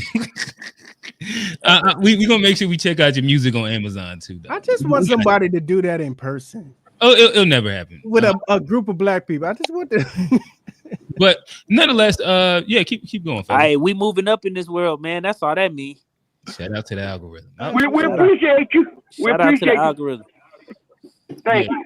I guess to go a little bit to where old man had spoke to earlier, and yeah, just allowing us to expand the conversation. We have in previous times talked about kind of like the role of social media activists, influencers when it comes down to this political sphere and space. Do you think that this is going to be something that's going to push back on some of these rallies, some of these live events, some of these places where people can actually get together, connect, and make it feel like it's not just something that's happening on the internet. What is y'all thoughts? I think if he can get assassinated, then I think this is creating a dangerous environment for any YouTuber who does politics. I think any gathering has to have extra security now because we're entering a phase of political assassinations. That's my fear. That's my concern. So I think moving forward, they should be more virtual meetings, and either that or you got to have I say some type of that security. what's These his folks name? ain't backing down. Hassan. He's like the exact opposite of Charlie Kirk. They were supposed to have a debate on the 15th, I want to say. You better watch out. And well, in essence, he said that, you know, I mean, it's hard for me not to see this as something that I have to really, really be cautious and weary of because of hell. Like we was gonna be on stage in a week. And yeah, I think that you hear some conversations from some of the streamers where like now, whether it's going to be retaliation from a rogue MAGA person, or if this inflames somebody else on the right to now take their shot at like God forbid, like a Ben Shapiro or anything like that. Some of the guys they're worried. What are y'all thoughts? Is it cause for worry? Can I just say this right here? Most people don't understand that this is something that, you know what I'm saying, it's like religion. You know, politics and religion sit side by side with each other. Both of them thrive, especially they thrive off the ignorant people. People that are more ignorant won't question anything. They're just listening to somebody, and if somebody is enlightening enough or whatever, they just follow them like a sheep following a herder. So, and that's one of the key things is that you have people that follow these people that will say ignorant things and do certain things. It's like a pastor that says nothing, but his rhythm and the way he preaching is so good, you don't even know what he's talking about. But you shaking your head, jumping up and down, and you listening, you get excited, and that's what sometimes happens with these. They use big words, whatever, or they'll change things, and they're just enlightening people, and they enlighten the ignorant. The more ignorant you are, the more followers you're gonna get. I mean, you know what I'm saying. The more ignorant people will follow someone that they think is smart because they're not smart their own self. So they'll sit there. They want to, you know what I'm saying. They want to read on anything that this man is talking about or somebody's saying. They just say that if it's a feeling that they have and they delusion had them sitting there and it makes them feel like they have something to clutch on to now. Hey, and that's yes. Yeah. I want to redirect you to the question. So do you think that political activists and streamers should be worried though? So I understand like what you're saying and like the fact of how they build their fan bases in that and the people that attach to the words. But speaking of like this act and how it's going to impact the further discourse and debates and like this whole culture that had been brewing, should this be something that they should worry about? Yes, it's something that, you know what I'm saying, right now we're living in a world that, you know what I'm saying, everybody should be worried about, you know what I'm saying? It's the same worries that you have every day. It just happened. You know what I'm saying? It happened right now, and everybody's going to talk about this. But the sad part about this is that everybody's going to talk about this for a couple of weeks, and then it's going to go away. And next year, nobody even going to mention this man's name. And it's just the sad truth about it. There'll be another one that comes in and takes his place, and then people will talk about them. But right now, I don't think that, you know what I'm saying, right now, everybody should look out because unless it's, you know what I'm saying, like we go into conspiracy theories, this is something that's coming from the government or from a great group of people that's sitting there and trying to start something or whatever. You never know who the crazies are gonna sit there and put it on about, you know what I'm saying, who did it. Because, you know what I'm saying, if you have enough money, as everything always is down to monetary, if they have enough money, they can put this on whoever they want to put it on. And once they put it on that person, that whatever group that person comes from, that's who the crazies are going to go after. That group of people. Gotcha. So what do you think? Do you think that political activists, streamers, figures, they should be worried about having like some of these open forum debates, conversations with people that might disagree with them? Yeah, I think they should. I think just looking at the Charlie Kirk situation, it kind of brings things back into reality because we talk about like freedom of speech and I can say what I want. But it's like, yeah, you can say what you want, but you can't control the reaction to what you say. So it's like you can say the craziest things that you want, and it might be somebody that's crazy enough that's gonna come and like test you on that. So I think that's what happened with Charlie Kirk. Like online, you can say what you want. Like you said, like some of these streamers and podcasters, they can say some of the craziest things. But I think once you start going outside and moving around and having open events in public spaces, you leave yourself very vulnerable. And I think that's what happened with him. He got too comfortable from saying things in his own echo chambers and online. And then you start going to these public forums and like somebody crazy can show up that disagrees with you. So I think people should be worried. And if you got like some crazy extreme rhetoric and you moving around outside in public spaces, you got to be real careful or pause it because the climate is very like hot right now. I think just based on the climate, you can't be moving around like you used to and saying wild things. So Yeah, the risk is always going to be there. They just these content creators just have to be smart if they're really about their politics, and they're going to need to go outside, but they need to be in a controlled environment. So this environment that he was in was definitely not in control. It's like a pop-up shop. So they're going to have to be indoors, auditorium and security and all that stuff. So, but they still need to go outside, but you can't just, it's hard because he probably didn't see himself as he reached a certain status where he would need like extra protection. He was huge. But because it's through YouTube, you probably don't figure like, oh, I'm as big as I really am. So he should have. I don't want to say should have because it's not his fault. But when a streamer gets to a certain level, they need to really treat. Well, he's not specifically a streamer. I guess that's the only thing I wouldn't downplay is that, and this is the only reason why I wouldn't say this will be like a really going today, going tomorrow type of scenario, especially with the base, depending on who the person is because like he outside of JD Vance, I don't know of another MAGA person that would have been bigger than him that could have got killed. And that's just off like his influence, the conversations, like his actual like real, because most of his impact is like what he does at rallies, what he does at these college events and things like that. Like he is somebody that has definitely touched grass and has been quote unquote rewarded by the establishment for it. The reason I say streamer is because he's not affiliated with the traditional big brands, and he doesn't have his like network show, like so he's independent basically. So that's why I say that. But I think like Turning Point is backed by like some really really big Republicans. Can I say something? I was reading the comments and someone said that we dealt with this with MLK and with Malcolm X. But see, the thing with it is when MLK and Malcolm X and all, when it went on, a lot of it was through newspapers and things of that nature. And back then, you got to think about it. It was a lot of people that didn't even have TVs. All they had was the radio, and the radio would do whatever they want to do. Right now, you have the instant gratification of this happening now live, and you can go through whatever because you have it right in your hand. Back then, you know what I'm saying? If it cannot, people couldn't afford a newspaper, so it was a lot of word of mouth that was going on. So with him, with this going on with this man that's going on now, I can understand what y'all saying. It might not be, just, it's going to be over with or whatever. But at the same point of it is that he said what he said and he believed in what he believed in. And you know what I'm saying? It's the people that didn't believe in him, or who knows, it was somebody, you never know who it was that did it to him. And we'll figure that out later on. But we know that this is not right. For somebody, it's an attack on freedom of speech. And I don't just like the caller that called in.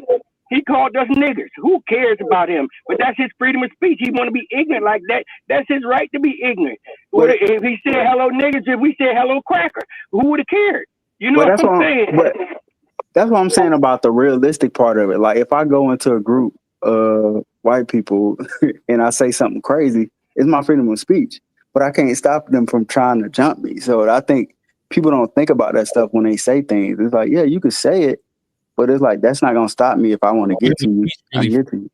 Yeah, that's true. Sometimes it come with some consequences. Yeah, exactly. Yeah. I think that's just life. It's consequent. It's like, yeah, you can say whatever you want, bro. In my opinion, I That's also think that, that's the first part of science that we learn. Every action has an opposite and equal reaction. Exactly. True. Exactly. but I'll also to the point where I don't think that reaction should be death, in my opinion. No, that's what I'm saying. That that's I mean, being practical. I understand, and that's what I'm saying. Like, I understand you. I just to me, I just want to make sure I put my personal limit on it. No. That's what I'm saying. I don't think it should happen. I don't think that should happen. I don't think it should happen, but it can happen. That's the part I think people forget. Is like, no, just because you wouldn't do it, it's still somebody out there that would. So I think people forget that part. It's like, it's just because I won't go that far. There's still some people out here, if you're in a public forum, that can show up that will go that far. And that's what happened. Exactly. That's just like, go ahead. I was saying, you look at it I know I keep going back to mental health, but you got to look at it like this right here. Just the other week here in Charlotte, on the train, the man went up to the woman and stabbed her for no damn reason. Who the hell know? You know what I'm saying? Woman wasn't doing nothing. Sitting there, listening to her little phone, music or whatever on her phone. The man just come up and stab her, and then he go and take his shirt off and look crazy. People are just crazy out here. There's no mental health for people, and everybody, you know what I'm saying? Everything is about money. But we need to take care of our people, and we need to educate our people more. And the education system is getting worse and worse, and it's more or less, you know what I'm saying, you got to pay for everything. Everything is about paying. We pay taxes. The taxes need to come back to us and take care of our people. That's the way I feel about it. It's just it's crazy people out here in the world, and they just let them walk the streets and do what they want to do. Buy whatever artillery they want or whatever material they want to go and hurt somebody. They buy a screwdriver and hurt somebody. But I'm just saying, it's mental health. That's just my opinion on it. Gotcha. Yeah, fellas. I could steer us or I don't know if y'all have something. Yeah, what's the next one? Okay, all right. Well, I guess I guess in listening to you, Unc, there is a space where, like, I understand what you mean by like the mental health thing. I don't know if it's like specifically mental health. In my opinion, I think that there is more people becoming radicalized because of different things that are products of propaganda. And this is where I forget who was kind of like bringing up some of like the quote unquote social media stuff, the like the culture war stuff. Like, there's repeated conversations about like the other group within specific echo chambers that inflames a lot of like the rhetoric, to where the right looks at the left as trans loving soy boy, you know what I mean, gay. Like, it's like this long list of things, and like, if you never have to go talk to any of them, that's what you think they are, right? And but then, like, if you talk to the average, like liberal, we ain't even got to say especially black person. Like, if you ask the average black person if what they think of somebody that voted for MAGA, they're going to tell you they probably think that they're fascist, racist, Trump's Hitler reincarnated. Like, they'll run down these lines. And I think that mental health may play a part to it, a piece of it. But like, I think, in my opinion, I think that mental health has been a product of human civilization forever.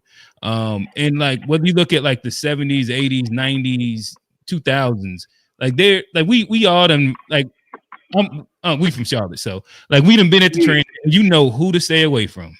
Right. Yeah, it's just crazy people. It's always gonna be crazy people, man. Like, all right. Let me, and I'm not turning my back to you. I'm like, we done. You keep your eye on it, man. But that's the old way. The new way is, I don't think we do know who to turn our backs away from now. Well, I think that can be a complaint of socialization, where we want to accept everybody's mental issues or whatever. But I know, like, personally, like you ain't gonna trick me into turning my back to somebody I don't trust. It just don't make sense. But that's been a practice that I've been practice since I was like 13 years old, riding the bus by myself. Like, you understand. that nigga's moving a little different, and like you move accordingly. And like saying all that to say, I think that again, you got to be aware of your surroundings for sure. Yeah, like, it could be an issue, but I think that radicalization is big too. Like ignoring how radical both sides have became in talking about each other. You older than me, so like maybe you could old man. This would be an easy way to kind of bridge a question into this conversation. In the 90s, and I don't want to date y'all, so I'm not sure how old y'all were in the 80s to be aware. I was a teenager in the 80s. So let's say like late 80s, 90s, and early 2000s. Was the political conversation towards each other this aggressive? No. It couldn't be because nothing was online. So all the conversations were amongst like your people and friends and family. Yeah. Did it feel this? I grew up in a household that we knew the politicians and things like that locally. You know what I'm saying? Like you knew who the mayor was, city councilman. It was just something that was taught to us and something that we knew we talked about and things. So with us knowing that stuff, it was rare, but I knew it. A lot of other people didn't know, you know what I'm saying, what was going on politically. And it, you know, but it was also democratic, you know what I'm saying? But as I got older, I started moving my own way, and I start seeing that it wasn't, you know what I'm saying, these people ain't for us. You know, we really don't have anybody for us, but I can believe in what I want to. And from there, I stem to what I am. Like right now, I yell I'm a Republican, but I'm not really a Republican. I'm not a Democrat. I just, you know what I'm saying, because neither party is for black people. You know, we don't have a party. And one of the things that people don't understand is that anybody that the elite and people that really have the 1%ers, anybody that's under them is all entertainment for them. They don't look at you the same as they look at each other. And they never will, never have. All the stuff that goes on, even with, you know what I'm saying, with Charlie, what happened to him, it wasn't, you know what I'm saying, he's still entertainment to the elite. I'm just saying. That's how I feel about it. I don't know how nobody else feels. Man, talk with the political state of like the 80s, 90s, early 2000s when it came down to like the aggressive rhetoric. From just individuals or anybody? Like speaking like so again, right now it's easy to say that we can see how inflamed and hyperbolic the political rhetoric is. And like, yeah. So how has that been? Like, I can't speak to what it was like in 2005. You know, like I was 18, barely a kid, understanding like the world per se, or what it was like inside 95 because of, you know, I was probably in elementary school or some shit like that, or 85. I just wasn't born at all. But y'all kind of was living through these times, and I guess I'm asking, was it this aggressive towards each other in 90s? Was it pretty much the Democrats and the Republicans was almost at the level of like gangs where like it's on site type time? Because that's what it feels like right now. It was a lot of ignorance. I'm sorry. Go ahead. So let me say, I'm trying to think of an event that you could probably think about or relate, like the O.J. Simpson trial, like that was more white and black. It wasn't necessarily Democrat, Republican. But as far as it was all covert. It was all covert. Like we just kind of had been trained to kind of stay away from people, right? So we didn't want to deal with the drama. Everybody was on their own thing. That's what I remember. Like it's completely different now because you can't connect it, because you have people who are not really, even though they're political, they're not really officially tied to any political agenda. So you have a lot of random voices. You have a lot of so-called official voices, but they really don't know what they're talking about. So it felt like more back then people were more educated on their side, and the divide wasn't as so the divide wasn't as separate. It wasn't as much of a divide as it is now, because like each side has veered more left and more right. Like this whole it became more extreme on both sides for sure. But back in, I'm gonna tell you, back in back when Bill Clinton was in office, right? And they were, you know what I'm saying, they were doing away with the welfare system where it was, you could only be on it for so many years or this, that, whatever, and they were cutting people off and doing all these things. Back then I told people, I said, if you cut all these people for these systems and all this stuff, it's just gonna push crime to a whole nother level. These women, you give them no education, but you want to take them off of here, but you've been taking care of them for the last 20 or 30 years on this system, and now you're going to pull them off of it. It's just going to, you know what I'm saying, one thing is going to lead to is prostitution, or it's going to make them become, you know what I'm saying, one way or another, they're not going to be able to do what they need to do. It was that, and it was so much that, you know what I'm saying, it was from that to when they would start yelling about, you know what I'm saying, sending the jobs across seas and NAFTA and all this stuff. And I like I said, you know, even back then when I was younger, I was in my early 20s, but I told people, if you take away from jobs here and send them across seas, because what they did was they could take what they were paying first shift and pay 7 days a week, 24-hour shift somewhere else, and you're saying that you're going to send the jobs back here, right? If you send the jobs to Honduras or one of these poor countries, right? Now, what I'm saying to this is, if you send the jobs to these poor countries, what if they top thing is goat herding? We don't need goat herders here. So how are you trading jobs with them? All you're doing is sending jobs to a place that you can have lower labor costs for people to work in, and it was all of this happened all up under Democrats. Everything that happened, the closing of the mental institutions and all this, all was up under Democrats. All this happened up under Clinton. You understand what I'm saying? So even though people saying that this person doing this or the Republicans this side, whatever, the Democrats or the Republicans did nothing for anybody except for each other. Like I said, the Democrats want poor people. The Republicans want people that want to exceed and have money and stuff like this. Nobody is for the middleman. Well, there is no party for the middleman. Hey, let's steer closer back to the from more liberal Democrats, because the more liberal Democrats kept losing to Reagan and folks like that. So Clinton is just a byproduct of them other people winning, because that's what the American populace said they wanted. The American populace said they wanted a person who was going to cut programs, lock up people, cut the welfare state, and Democrats follow suit with Clinton. Yeah, but Steve, I'll throw to you first. And Shad, I think we got another call in, so I'm about to add you in a second, brother. But steering it back into some of this Charlie Kirk conversation, and again, painting the picture that it sounds like both of the older guys they agreed to the idea that politics have become a little bit more hyperbolic lately. So I'll toss to you. Start with you, Steve. So I know like your general ideology is that the revolution kind of has to happen for the proletariat to take control.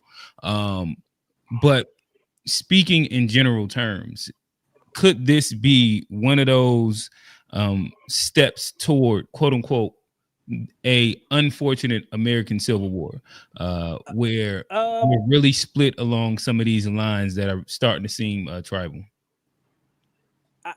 I don't think so. I think Civil War is a bridge too far. I think what we will see is a heightened surveillance state, which then the state will use events like Charlie Kirk to, whether that's spy on us more and look into our privacy more, look into our discourse more. I think these types of events just create, a pretext or manufactured consent for the state to do what they already do or do more of it. I think that's what's more likely to happen.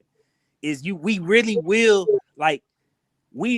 the state will actually start to remove, kind of like after 9/11, same kind of stuff. That's what I believe is more likely to happen in Civil War.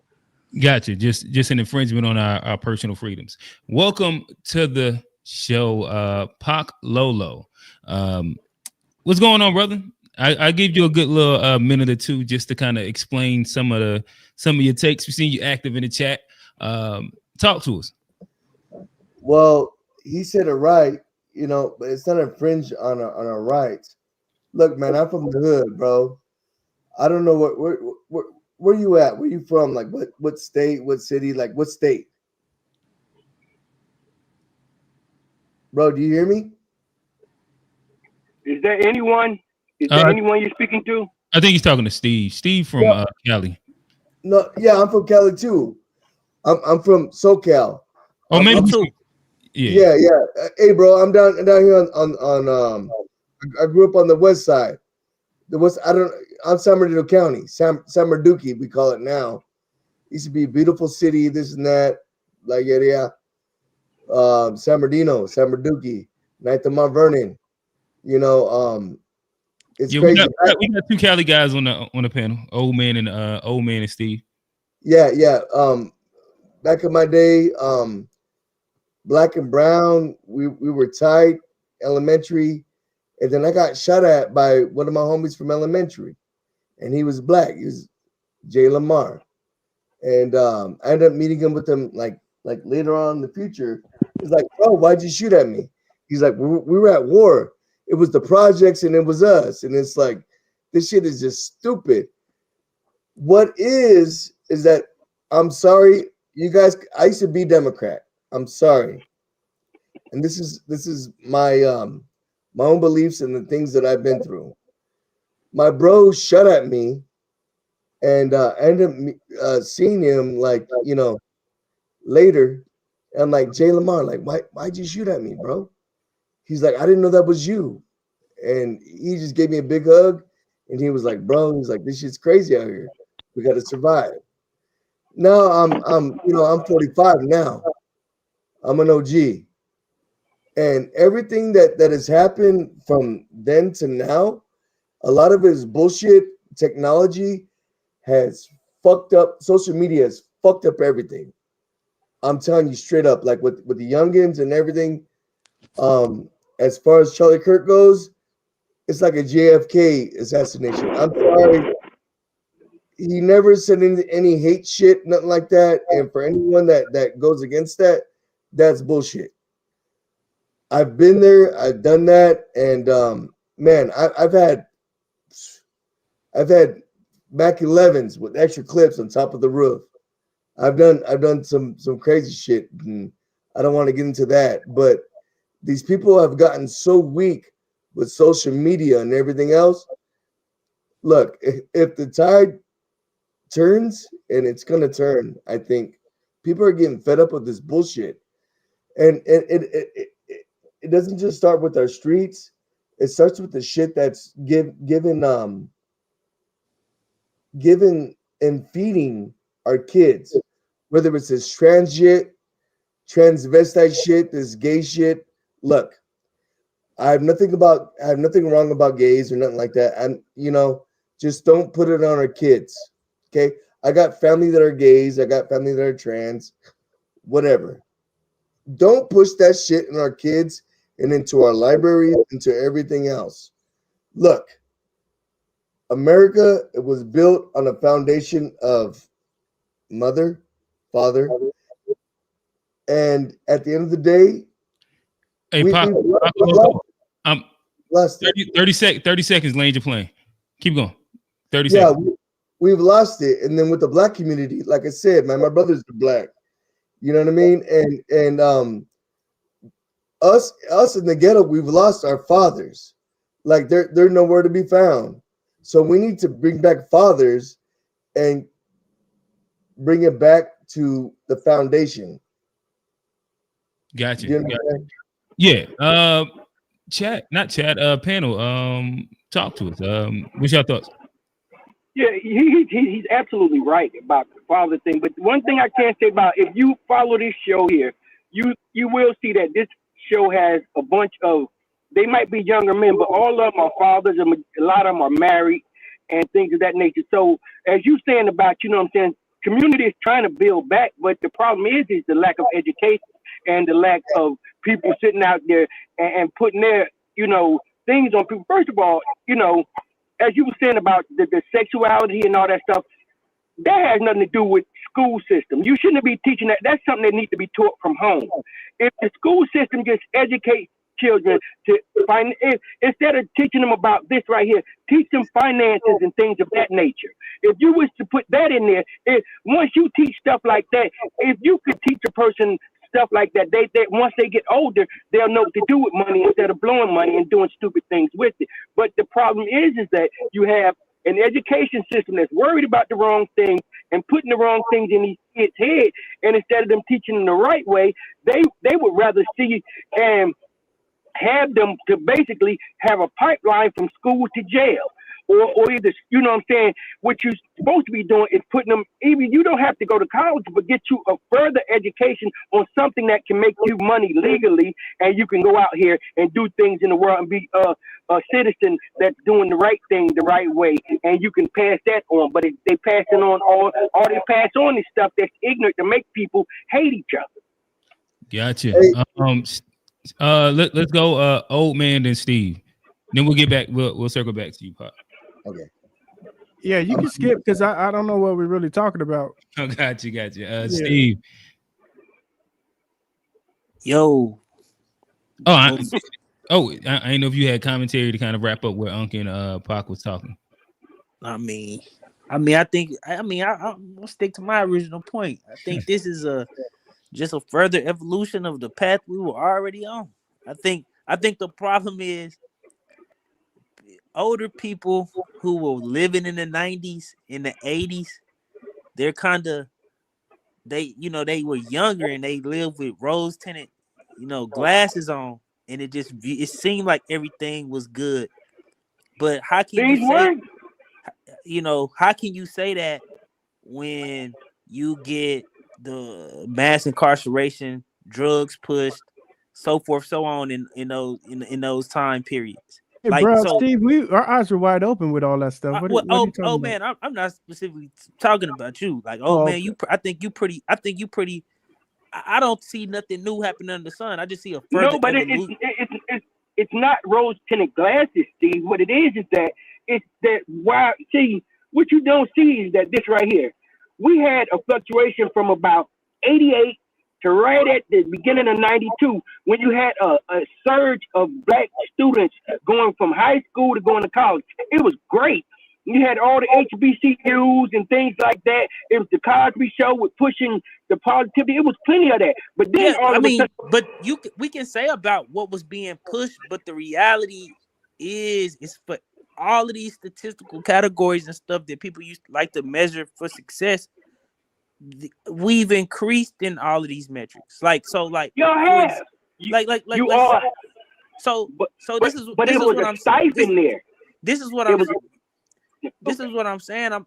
I think we've always, with the political stuff, there is a political project to make politics more hostile in the 80s. Like, this starts in the 80s. And that's what I'm saying. Towards the late 80s, we were going away from that, and it was there. But then right at the beginning of the 90s, that's when all the bull crap happened. When you had where all the positive hip hop and all the positive, we had fun songs and stuff. Everything went to kill, bitch, nigga, damn, fuck you, all this. That's what music went to. We had things that was going on where you had the movement in our music. You had the West Coast that had they stuff bars in there, all in the same gang and all this stuff. But what happened, like I said, around 92, that's when everything changed. The music went from being positive and whatever. And one thing about it is music back then was the influence. And before it was that, it was the videos and things. The videos went from them dancing and all that. You start seeing a bunch of pop house in the videos and a bunch of booty shaking and all this stuff. You know what I'm saying? It went from one element to the next for about 4 or 5 years, and we had it real good. And some of those were y'all parents. I'm just saying. The result of what's wrong with the kids today is they depressed and socially isolated, got mental health issues, and so forth. So they like, and I get back. That's to what this I was point, saying about the mental health. But it goes I back get to back to this mental point. health. These are conditions that's not created by the music. These are conditions created by the system. This is a byproduct of the system. Like that's just the fact of the matter. Like the system, that's how it wants it to be, because there is a way in which we can manipulate people who are in these depressed, isolated conditions, conditions and so forth, so on. Like there's a usefulness to us being, this way. Like Yeah, and when we were doing that, and when we were getting there, that's what happened. That's what happened. The people with the power changed everything. They changed everything. It went from having good shows and things like this with power to black families or this, that, whatever, till you start having buffoonery. It went from, you know what I'm saying, when you had one thing to the next thing where it was no people on TV that wasn't buffoons that looked like us. It was people that, you know what I'm saying, we were there and we tried to do it and we did it, but we didn't have the money. And you know yourself that if you got money, you can control everything. And what they did was they took the music from us and made it into what they wanted to make it into. And they took the things from us, and all positive figures that was around us. And what they did was they turned it into what y'all grew up seeing, this ignorance, but we had it for them few years. We were proud people. We were happy. We knew this or that, whatever. It wasn't about that, but they turned us this way in these last 30 to 35 years. This happened. I'm telling you. I'm not lying to you. It's the truth. I saw it. It wasn't us. It was not us. We had nothing to do with it because we didn't have the monetary to do it. And those who did it made this thing happen to us. And this is what y'all grew up seeing. I didn't see it because it only happened for a couple of years. Yes, it was like 5 to 6 years while it was going on. But we were uplifted. If they would have did that, I'm telling you now, if you right now, whatever you're doing, you'll be double on what you are right now from the positivity that was going on, because we're going to put all the drugs away. We're going to do all this stuff. We did what they're doing, the mass incarceration, because they turned things down and they took the black man out of the household also, because with this mass incarceration, because they you had a little piece of crack. You could have a gram of, you could have an ounce of cocaine and have $100 worth of crack and do more time for $100 worth of crack than you do for an ounce of cocaine. And how is that you come from something that derives from something and do more time for something else? But the problem was that it was just in our community. But once the thing was with that, they called drug addicts then. But then when things went from there, because see, we came from heroin addicts and all this stuff we seen growing up and things of that nature. But once it got to the suburbs, it wasn't drug addicts no more. You know what they said it was? They said it was a medical condition. It was a medical condition when it comes to them. But with us, we just junkies and drug addicts. That's what happened. They renamed everything once it affects them. But as long as it's not affecting them, that's when, you know what I'm saying, until it affects them, they don't care. That's why I said those with money, don't worry about it, because we're just entertainment to them, because we don't have that. Q, get us back on the train track, man. I got you. All right, fellas. Again, that is the fun thing about conversations with the guys now, is that no matter what, we're gonna find our way back to where we want to be at, which be that same conversation. But I guess we've kind of talked about our general feelings of the Charlie Kirk issue.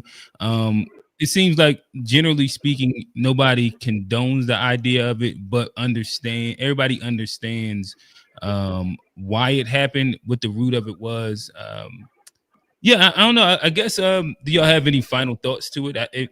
This was kind of very impromptu, so we done ran through the majority of my questions. I guess this will be my last one that I'll ask, and then we can kind of just converse a little bit and chop it up and then end. We did speak earlier about the idea of like empathy and sympathy, in that, according to some people's algorithms, that there has been a lack of empathy when it has came down to him. Like if we just seen the chat, I forget who said it, something about being a devil, XYZ.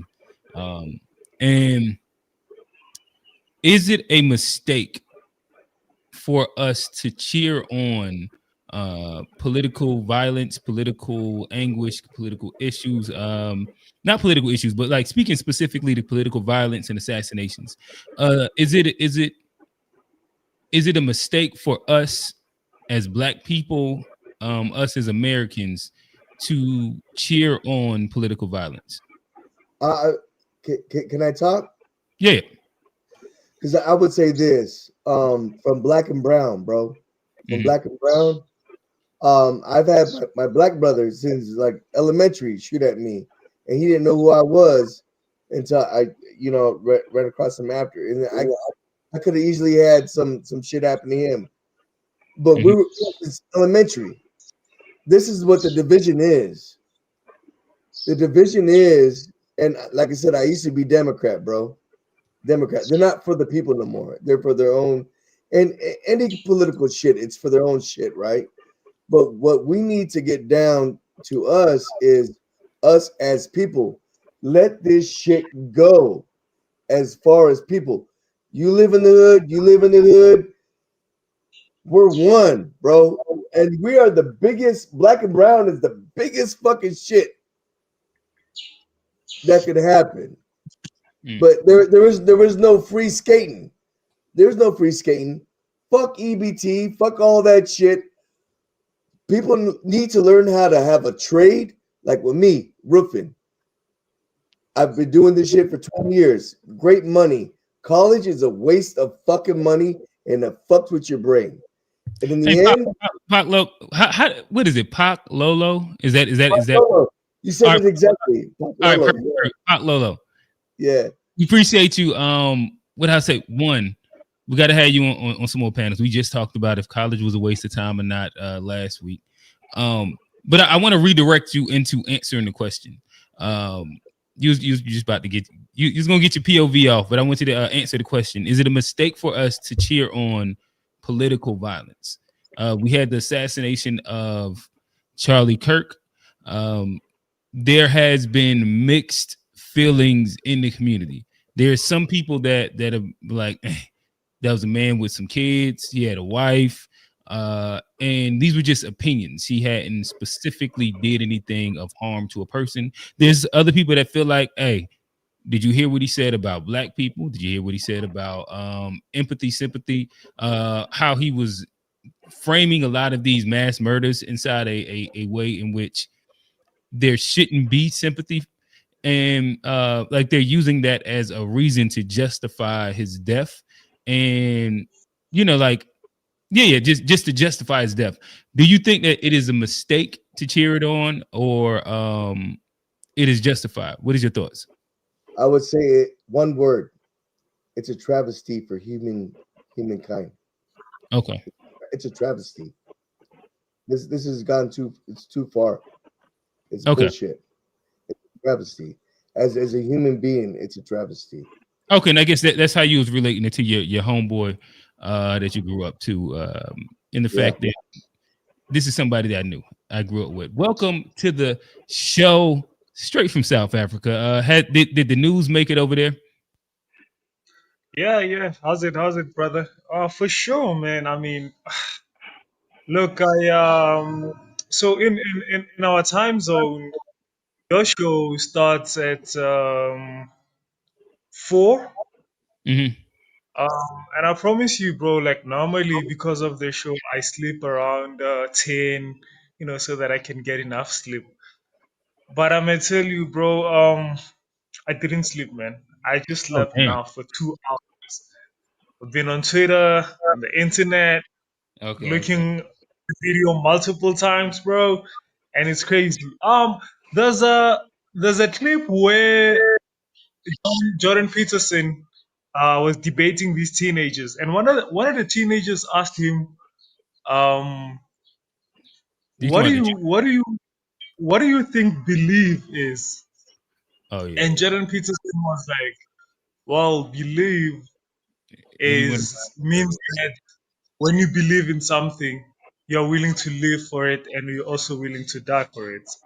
Mm-hmm. And I guess this is a perfect synopsis or an example of what he meant in that debate. Well, that's martyrdom for sure. He's definitely a MAGA martyr now. Yeah.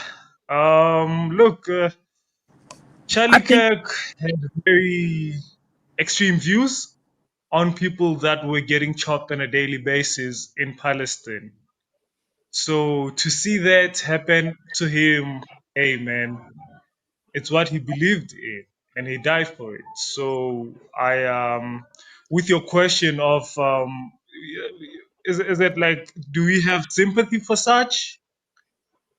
Um, Um, I asked, do we have a? Is it a mistake to cheer on the political violence? I think that you gave like a very like deep what framing of it with the Jordan Peterson answer of how he framed his religious beliefs would believe. And if you're willing to live for it, die for it, then you believe in the cause. And but that's also very easy martyr language that can rile a bunch of people up. But I think that was a really interesting framing of how you just put that, in my opinion. Steve, you want to hop in? I don't think we'll know if he's a martyr until they figure out who did it. Because this narrative changes if this is a groyper. This is something different if it's a groyper. So they because Nick Fuentes literally makes a living criticizing Kirk as being a fraud to the movie. Yeah, that's one of his like you gonna have to we gonna see the craziest spin ever if that motherfucker a groyper. Yeah, I haven't really dove deep. The narrative doesn't work. The narrative doesn't work if it's not a left winger. It doesn't work if it's not a liberal. The narrative that people need in order for this to go where it needs to go, it requires it to be somebody who we can obviously identify as being on. So I guess to stay where you're at, and again, we'll circle back to the question to everybody else. If it is a groyper, do you think that pushes the right a little bit more center now? It could. I think it could. I think that could be a moderating force for people to like kind of see what type of how far the window has shifted. How far they've went in which these people think they are part of the coalition. Because I'm gonna just keep it a buck for you with you. I don't feel like this gonna be some blue-haired liberal who shot this dude from over 200 yards away. Steve, can I ask you something? Yeah. So what I was saying earlier, it kind of depends on who did it, how everything. So I was kind of, I was coming. That's what I was saying. I was just making sure we were on the same terms. If it come to find out that this is some 4chan neckbeard dude, this is gonna go away in less than 48 hours because then it doesn't serve the political purpose that they would need for it to serve. That's kind of how these stories work. Yeah, but what I will also say is that have you heard Donald Trump's speech towards this already? The insinuations that Oh no, he was direct. He said the radical left is like the problem. They've tried to assassinate us multiple times. Like he was really direct in his language with him blaming it on the left and the fact that they're trying to kill the right. And they don't even know who did it. Matter of fact, let me see. I think that I still might have it pulled up. As y'all talk, I'll pull it up. Come on, y'all. Like, come on, common sense, man. Put up the we gotta have some common sense. That's it. Just have some common sense. Look at everything that's been going on. Look at everything that's been going on, even with Donald Trump and stuff like that. We say that, but people are so extreme now. What they view as a betrayal is so far gone. Ain't no telling who did it. Yeah, I'm gonna play on this really quickly for y'all. Just to recap. Americans, I am filled with grief and anger at the heinous assassination of Charlie Kirk on a college campus in Utah. Charlie inspired millions, and tonight, all who knew him and loved him are united in shock and horror. Charlie was a patriot who devoted his life to the cause of open debate and the country that he loved so much, the United States of America. He fought for liberty, democracy, justice, and the American people. He's a martyr for truth and freedom, and there's never been anyone who was so respected by youth It's long past time for all Americans and the media to confront the fact that violence and murder are the tragic consequence of demonizing those with whom you disagree day after day, year after year, in the most hateful and despicable way possible. For years, those on the radical left have compared wonderful Americans like Charlie to Nazis and the world's worst mass murderers and criminals. This kind of rhetoric is directly responsible for the terrorism that we're seeing in our country today, and it must stop right now. My administration will find each and every one of those who contributed to this atrocity and to other political violence, including the organizations that fund it and support it, as well as those who go after our judges, law enforcement officials, and everyone else who brings order to our country. From the attack on my life in Butler, Pennsylvania last year, which killed a husband and father, to the attacks on ICE agents, to the vicious murder of a healthcare executive in the streets of New York, to the shooting of House Majority Leader Steve Scalise and 3 others, radical left political violence has hurt too many innocent people and taken too many lives. And That's crazy right there, in my opinion. Yeah, Like that. he made him a martyr. He said made he him was a martyr, a but he's martyr. also stoking the division at a crazy level. Like when you blame all of that on the radical left and call them murderers, but then say anybody on the left is the radical left is crazy, in my opinion. And it's just so funny that just not even a year ago, Charlie Kirk was doing a campaign to bail out the dude who had tried to kill Nancy Pelosi's husband. It's just like these people are disgusting, man. Yeah, These that's the people whole. are like, I've never seen nothing like this. That's the whole thing. What I'm saying about delusion. What People are so Beyonce? delusional. How did Beyonce song go? Victim and villain at the same time. I don't listen to enough Beyonce. I don't know. Shit, I know But I'm that saying line. the whole I thing know is that line. it's delusion. It's delusion. And it's like I said, they that's people don't go to church no more. They don't listen to the pastor no more, but they listen to these crazy political people. People went from religion to politics. The new religion is politics for some of these people. They don't believe in God no more, but they're believing what this crazy man is saying. Or if you think this person is saying something that's extreme, I'm not going to say someone's crazy because that's their views on it, that's their delusion. But you have people that will follow a delusional person and just believe in that because they made themselves feel like they were suppressed by something. It's crazy, and you're right, Steve. It's all insane.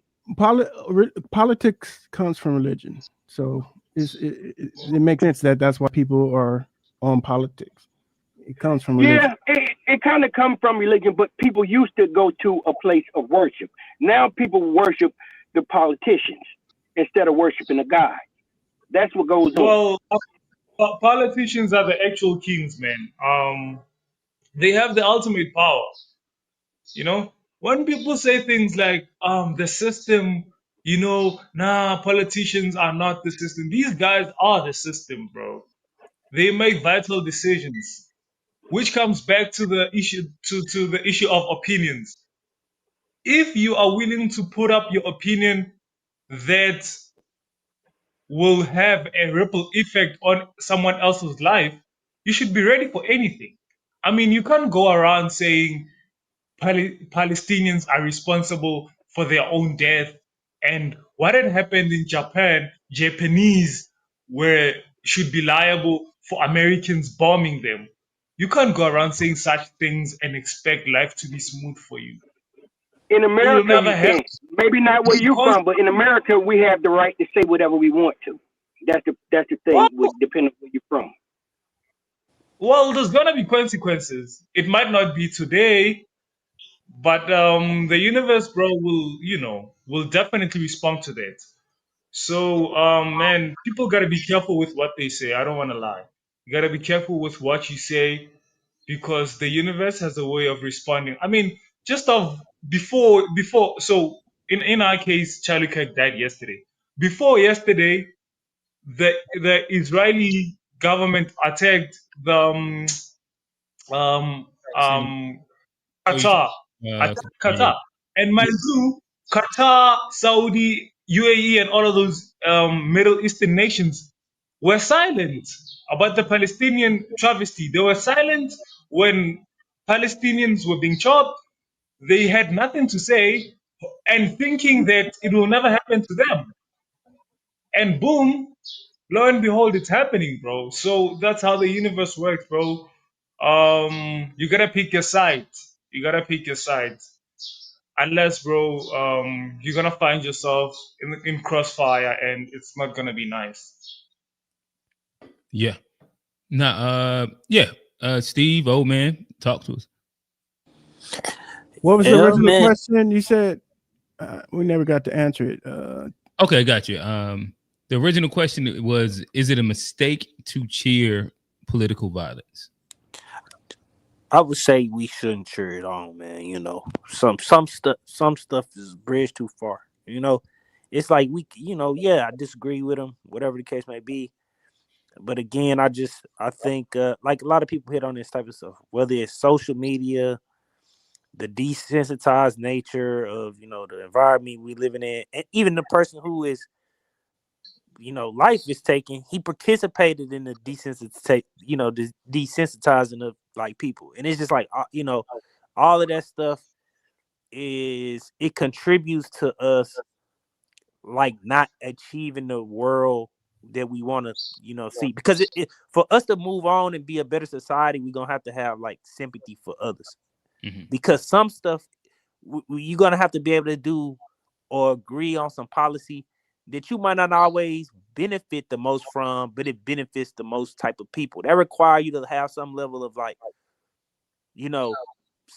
something bigger than yourself of to support that type of stuff. And I think the reason why it's so hard to get anything done is because everybody see politics as zero sum. So in order for somebody to get something, we have to take something away from other people. That's just the way people and the way in which people frame politics. And it's tragic, man. It's fucked up. I would say I would never cheer on political violent words, but political actions, violent actions, I would.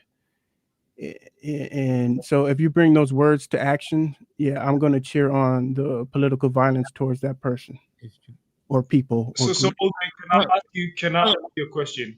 You say you know that you're on words. When Malcolm X said by any means necessary, you would not support that? No, so when he says political violence, that means like the violence of the shooter that shot Charlie. That's how I took it.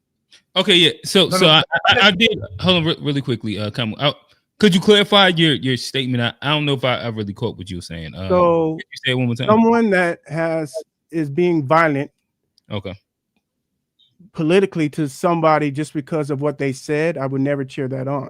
Okay, but someone that's being violent to someone that put those words to action that violate human rights, I would cheer that on 100%. Aggressive action with an aggressive action. Yeah, so if it's action in retaliation. So prime example, slave trade, Hitler, just going on from that. Just people that have, yeah. Okay, all right. I think that's fair.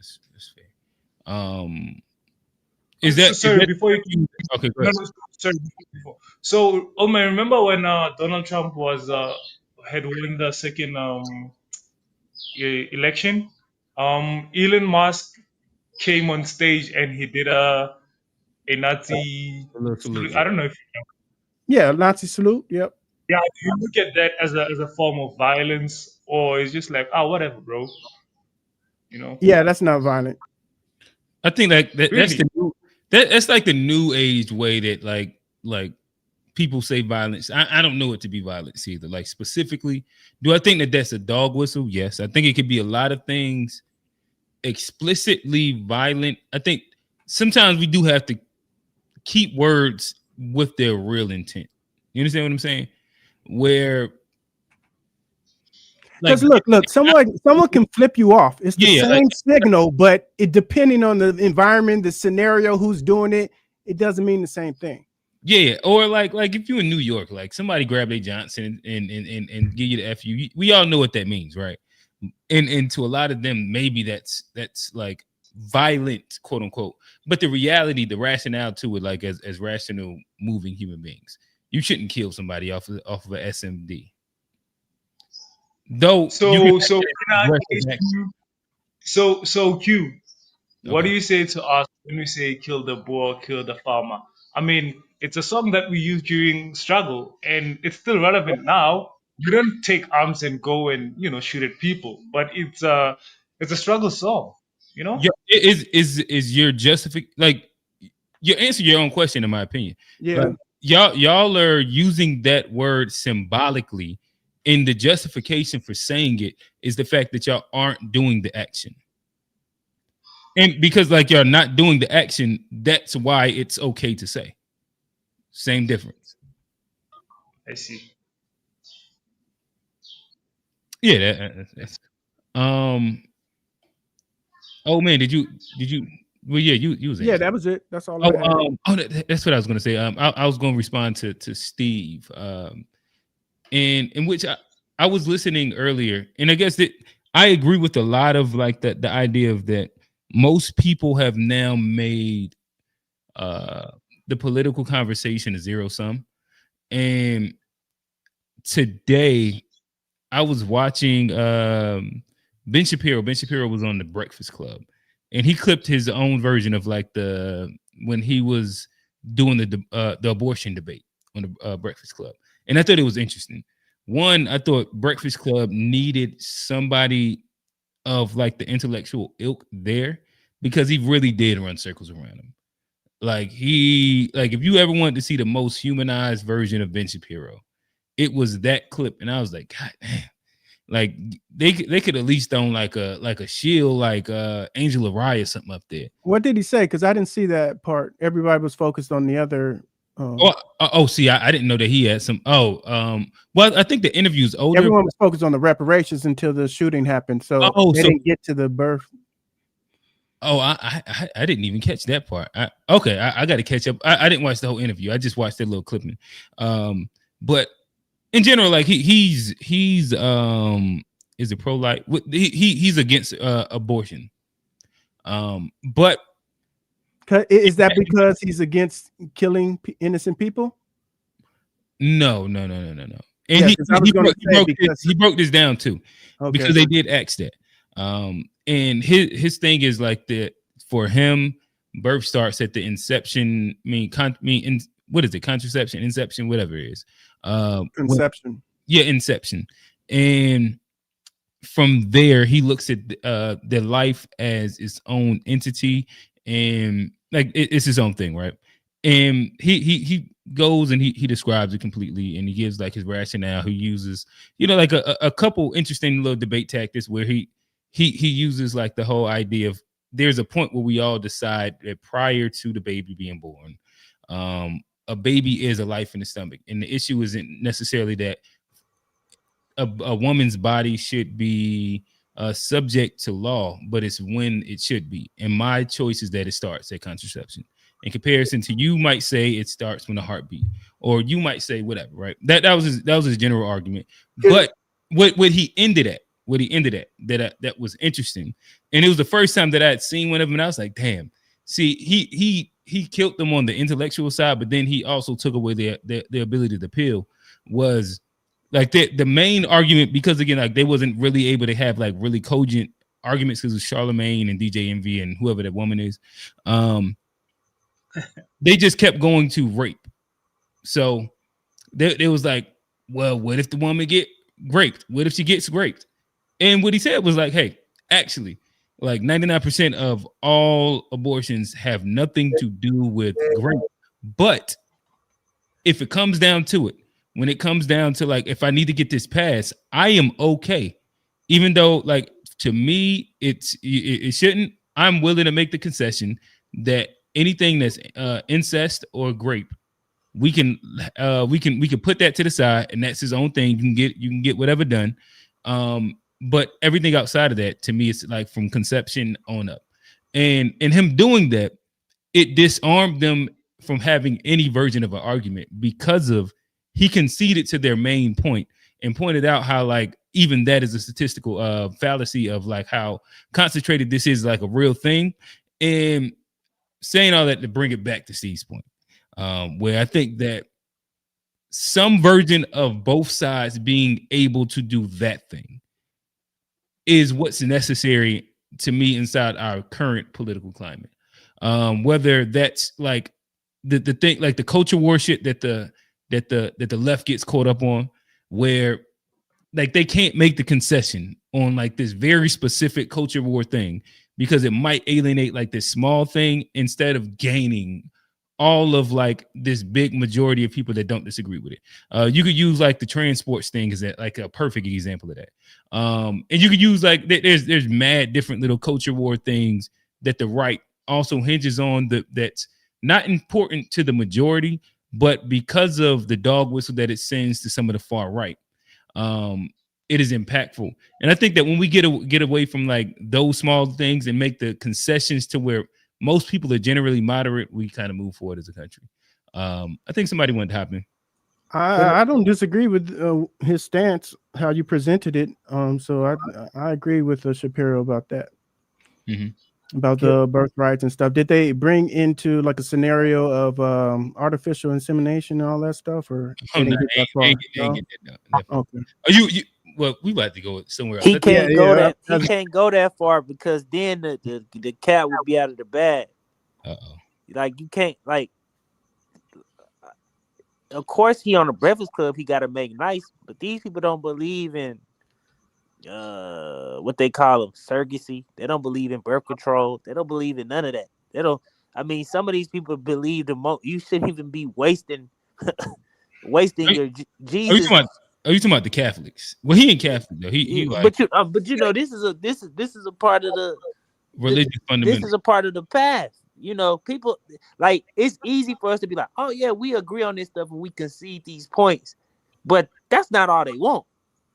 No, of course, and that was my issue, is that like they needed somebody smarter because of he was able to run circles around them because they just presented the classic talking points, and he's prepared for that. Yeah, so he packed their ass up, and then he left them with a nice little biscuit at the end. Yeah, you gotta get down to the brass tacks so they can go full mask off, and then you realize, oh, this was a theocrat. Right. Paco Loco, talk. Oh, Lolo, my bad. Pop Lolo. There we go. Pop Lolo. Hey, talk. Seems like you want to hop in there. Hey, you know what they call me, Pop Lolo? They say I look like the Mexican Pac. You know what I mean?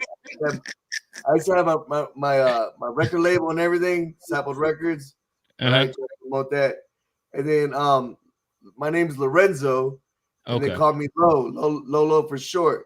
So Pac Lolo, I put it together. Pac Lolo is crazy weed in Hawaii. Okay. So anyway, that's where my name comes. It's an entendre. I got you. Yeah. You a rapper? We there.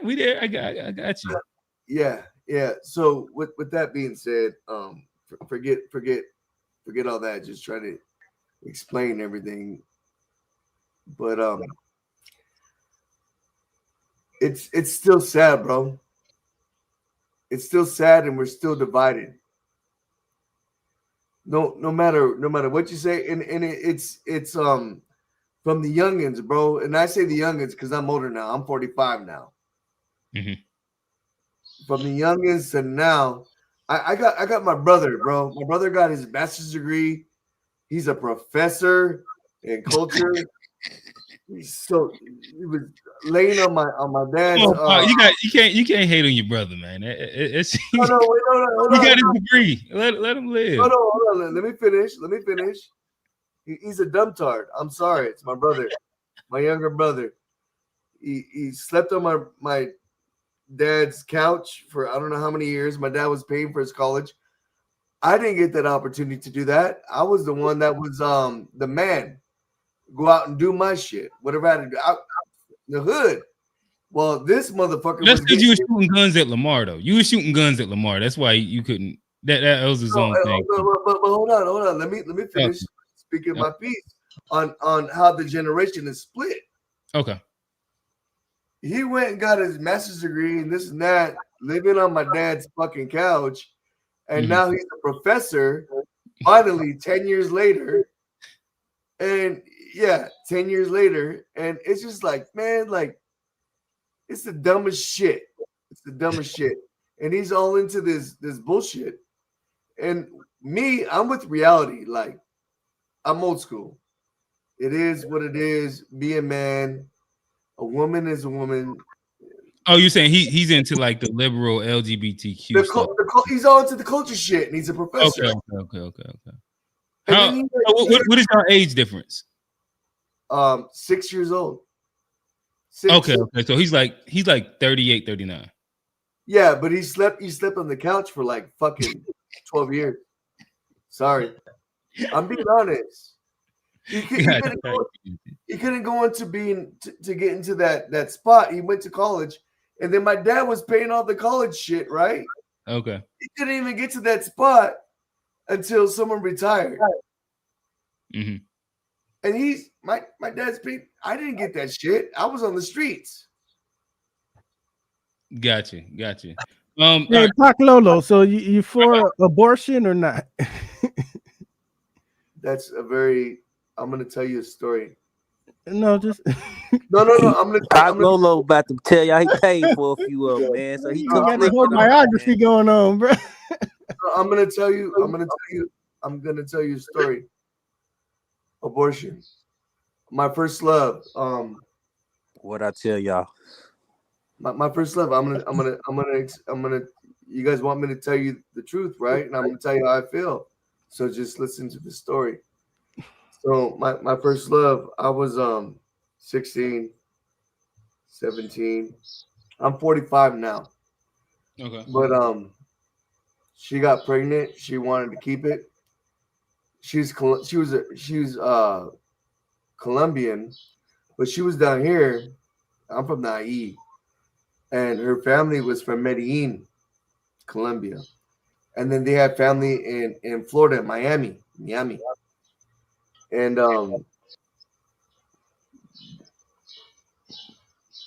this is a hard one, man. She ended up being pregnant, and then like 3 months later, she was gonna keep it, and she was like, "I'm gonna keep it," and then her dad. It's a long story. I don't want to put too much out there, like, because it's like some Medellin shit. Mm-hmm. But fucking, he had his own private doctor. She was already past the limit for like regular abortion. We'll say that. And they went through with it. Gotcha. And it was a week before my birthday. And that shit was So I imagine this has pushed you all the way to the other side of like the issue to where you're against it. Yeah, I even tried to get a lawyer, but not to like last minute like stop it. But fathers, they don't have a right. Mm-hmm. They don't have a right, and she wanted to have it, not have it, but have the baby. We'll say it's a baby, it's not an it, right? And but her dad was. It's crazy. I can't get too much into it because he had some pull, but I had. So it was like a minimal issue, and I think that this is the space when you do have like the abortion conversation, is that so many people have their own personal attachments to it, and because of that, it makes it to where it's hard to have subjective conversations about it. Where I think that I don't mind saying it. Like me, college, I was a wild boy. There was a time that maybe I had like 2 women, 2 to 3. It was a wild little moment where I didn't got a couple of them where I was like, we kind of it wasn't that far along, but hey Q, don't be talking too much. You're gonna end up sleeping on the couch, man. Oh, me and my old lady, we didn't have these conversations. It ain't nothing that crazy. And then like I also have like the other side of the conversation. Like I kind of have like it's a full framing, and to an extent, for some people it might have moved them, but for me it specifically didn't. Like I'm a person that after I grew up and my frontal cortex developed, I was like, I like on principle, I'm not really for abortion, right? Even though in the past, one could say that I had gotten a couple recreational abortions, right? But also then I recently had a daughter, but right before then, my wife had a miscarriage. But if y'all understand miscarriages, what they're labeled as inside, like when people talk about the 8th month, 9 months, 7 months, 6 months abortions, those yeah. Like those aren't actually like you're not able to like go get an abortion. Inside medical terms, they just label it as an abortion because of the procedure is forcing the baby out. Brutal. It's brutal. Like those things. Whenever anybody argues it, is not literally a woman able to just go up there and be like, I need to abort this. It's because of they've had a miscarriage, and that's how they get it out. And so like I remember like when she had to go back for the checkup after the whole thing happened, she was like, damn, it kind of fucked her up because like they labeled it an abortion. She was like, that's not what I had. But you know what I mean, like that whole thing. But so I know for her, it placed her inside a space where she's kind of like on the edge of like pro-life, pro-choice because she understands how terminology gets swung. But like for me, I'm still kind of like principled, but I understand to make sure I clarify. And that goes to like this general statement that I'm making of how abortion impacts everybody so differently because most people have a version of an abortion story, if that makes sense. Yeah, and then let me get to this so I get back to my story. It was after the first trimester, and it was like an illegal abortion. Mm-hmm. Okay, and it was my first love, and her dad, whatever, fucking did whatever, fuck him, and it fucked me up mentally because as a father, and this is the thing, as men are missing these days. As a father, I'm old school. I've been taught old school. You don't give up. Your kids are your kids. And you have them. You're gonna take care of them. But that's what's missing in this society today. There is none of that anymore, and that really fucked me up. It fucked me up bad, and where you don't have, and it's a mother's rights, but what about as a father? Like it's really fucked up. And then not just that, she wanted to have it, but her father. Well, yeah. According to your story, it sounded like y'all were all y'all was all minors. Steve, you ain't give us your take on it. Talk to us, brother. On what? The abortion? Yeah, it seemed like that's between that woman and her doctor, man. That's my opinion. Now, I got my own personal life choice I would choose. That's what I can't make that choice for everybody. Like, I don't know what that means. All right, so personally, so you would her body, her choice. That's yeah. Personally, if it's between me and I would never ask my woman to like do that. Like, that's not something I could see myself. But would you be cool if you was against it and she did it? Hell no, I wouldn't be cool with it. Like if we both, I could see if I was like a deadbeat dude and then she trying to make that hard, tough decision. But if you got like a man who they're like saying he gonna support you or whatever, like that's kind of fucked up in my opinion. And I do think that's like when people be talking about like men's rights in the court systems, some stuff around that we need to kind of like revisit. Like, you know what I'm saying? Like, yeah, if it's a health concern, I get all the health concern stuff. Like, I'm cool with all that's also another good. All of that's valid. But like, if it's a dispute between, if we saying me and you had a kid, and I'm saying I'm a father and I'm willing to take care of a kid, and you like I'm gonna get rid of it, Like, where is the man's rights in that Thank you. situation for Thank you. they kid? Yes. You know, I agree. Yeah, and I think that you brought up another good one where I do think that the whole little instance of if the woman's life is in danger is an important one. Because I don't know if it's like the older you get, because like my kids got an age gap. Like my son is a junior in high school right now, and I got a 2-year-old daughter. this nigga crazy, man. Yeah.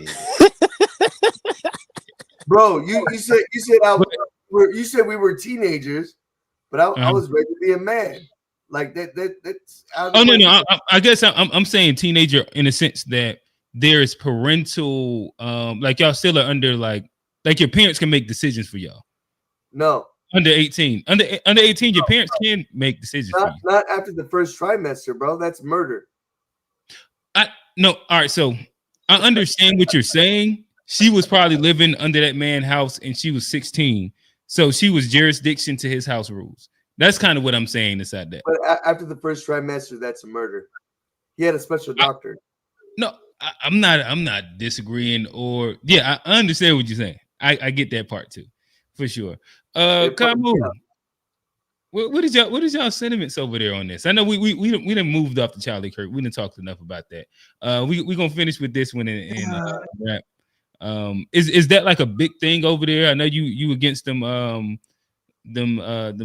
feminists in having choices, but what is the abortion conversation big over there? Yeah, I will tell you this. So abortion is incentivized here by the government, the NGOs, and the You saying private sector. what do you mean by that? But man, the private sector. No, I said, what do you mean by that? Like, It's incentivized in a way. Yeah.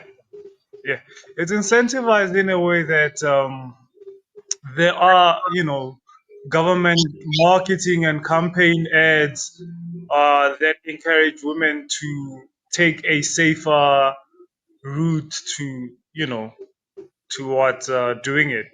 But I will tell you that the general consensus, South Africa is heavily Christianized, and people don't really support it publicly. But I mean, it's one of those underground personal things. People do it, but like they can never say it publicly. Even when you go to the So I guess you led two separate ways. So in South Africa, generally speaking, you would say that you say that they advertise for abortions in South Africa. Yeah, that's the private sector. I mean, so women come get your campaign, government campaigns, like for safer, cleaner way of doing it and stuff like that. But general consensus. But they're doing that because the people be dying from like illegal abortions. Is that why they're doing that? Yeah. There's a huge market. There's a huge market of illegal stuff. But people don't like, people are against it. I mean, I am against it myself. So the majority of South Africans are anti-abortion unless they get pregnant with a guy they don't want. I didn't get that. I said, so most South Africans are publicly anti-abortion until they get pregnant with a guy that they don't want to be with, and then they get their illegal job. For sure. So it's really it's a nuanced conversation, What if the baby daddy Nigerian? You say what? What if the baby daddy Get Nigerian? the fuck out of here. Nah, get the fuck out of here, bro. Wait, what did Steve say? What if the baby daddy not what?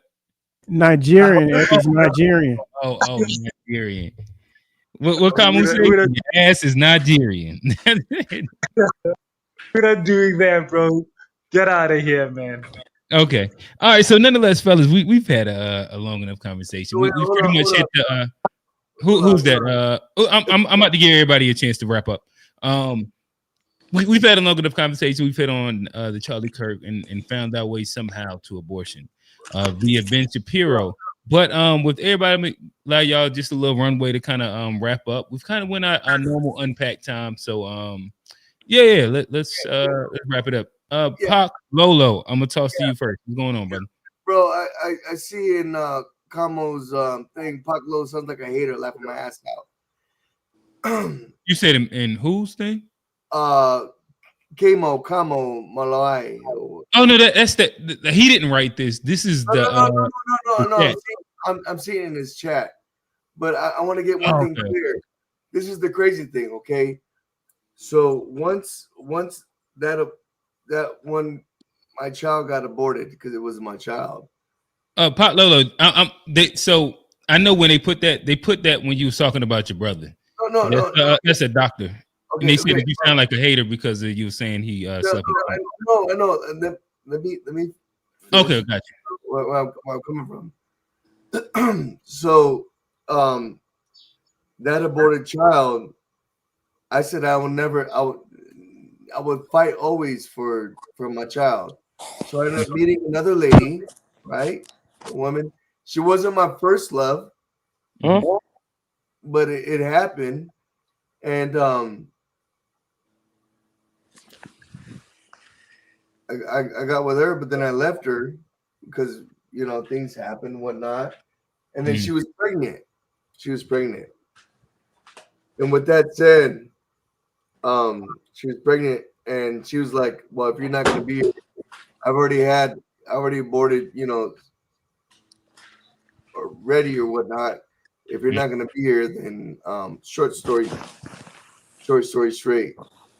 And I'm like, "What are you talking about? Where are you going to be at?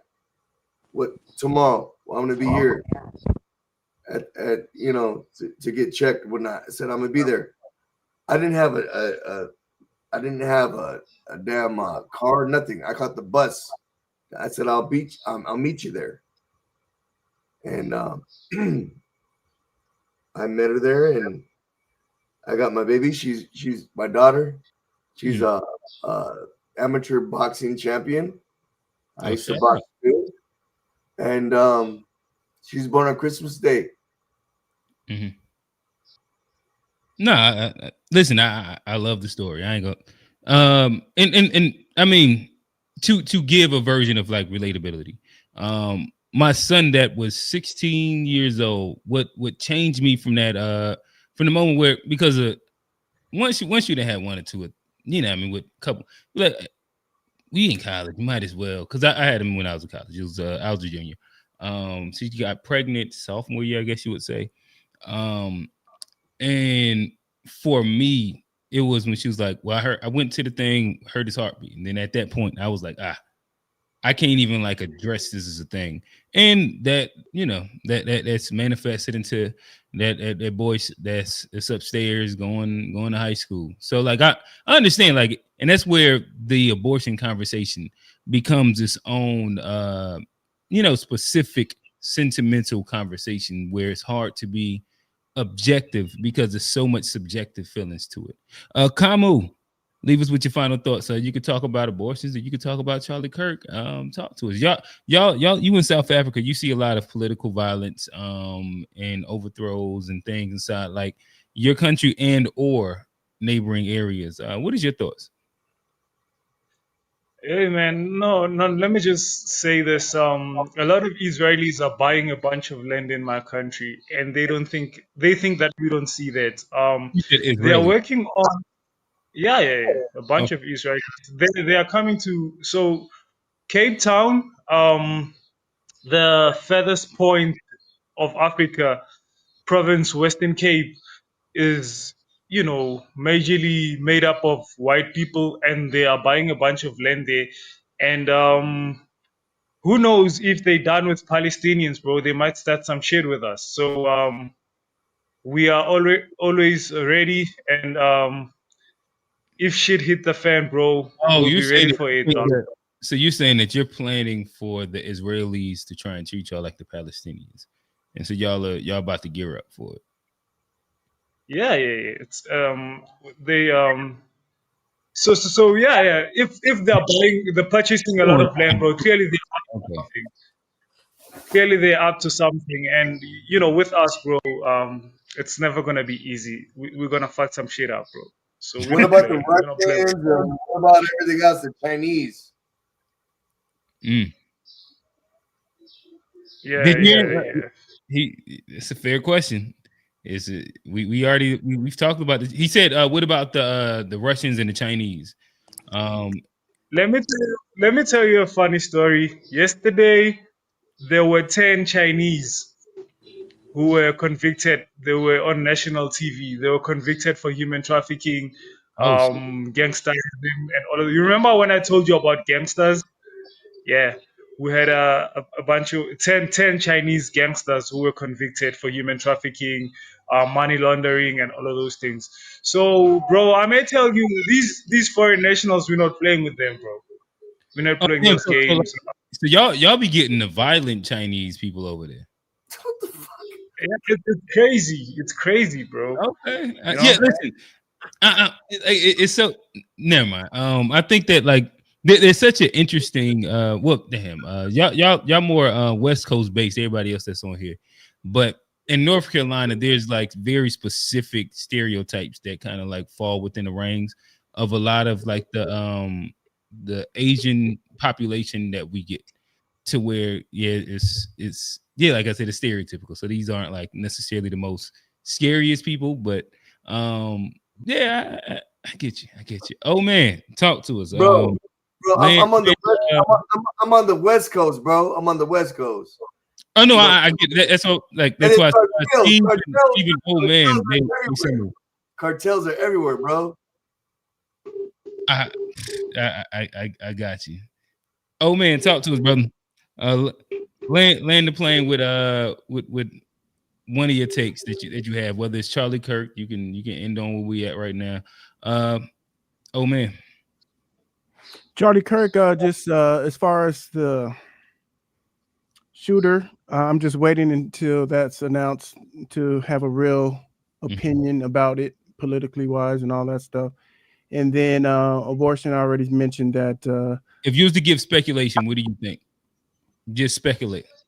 Speculative, should I say? Yeah. It's pointless because it could be from anyone. It could be, it's. I don't even want to speculate because Okay. just because of where it happened at, it should have been a safe zone for him. Utah, I mean, come on, it's a red state.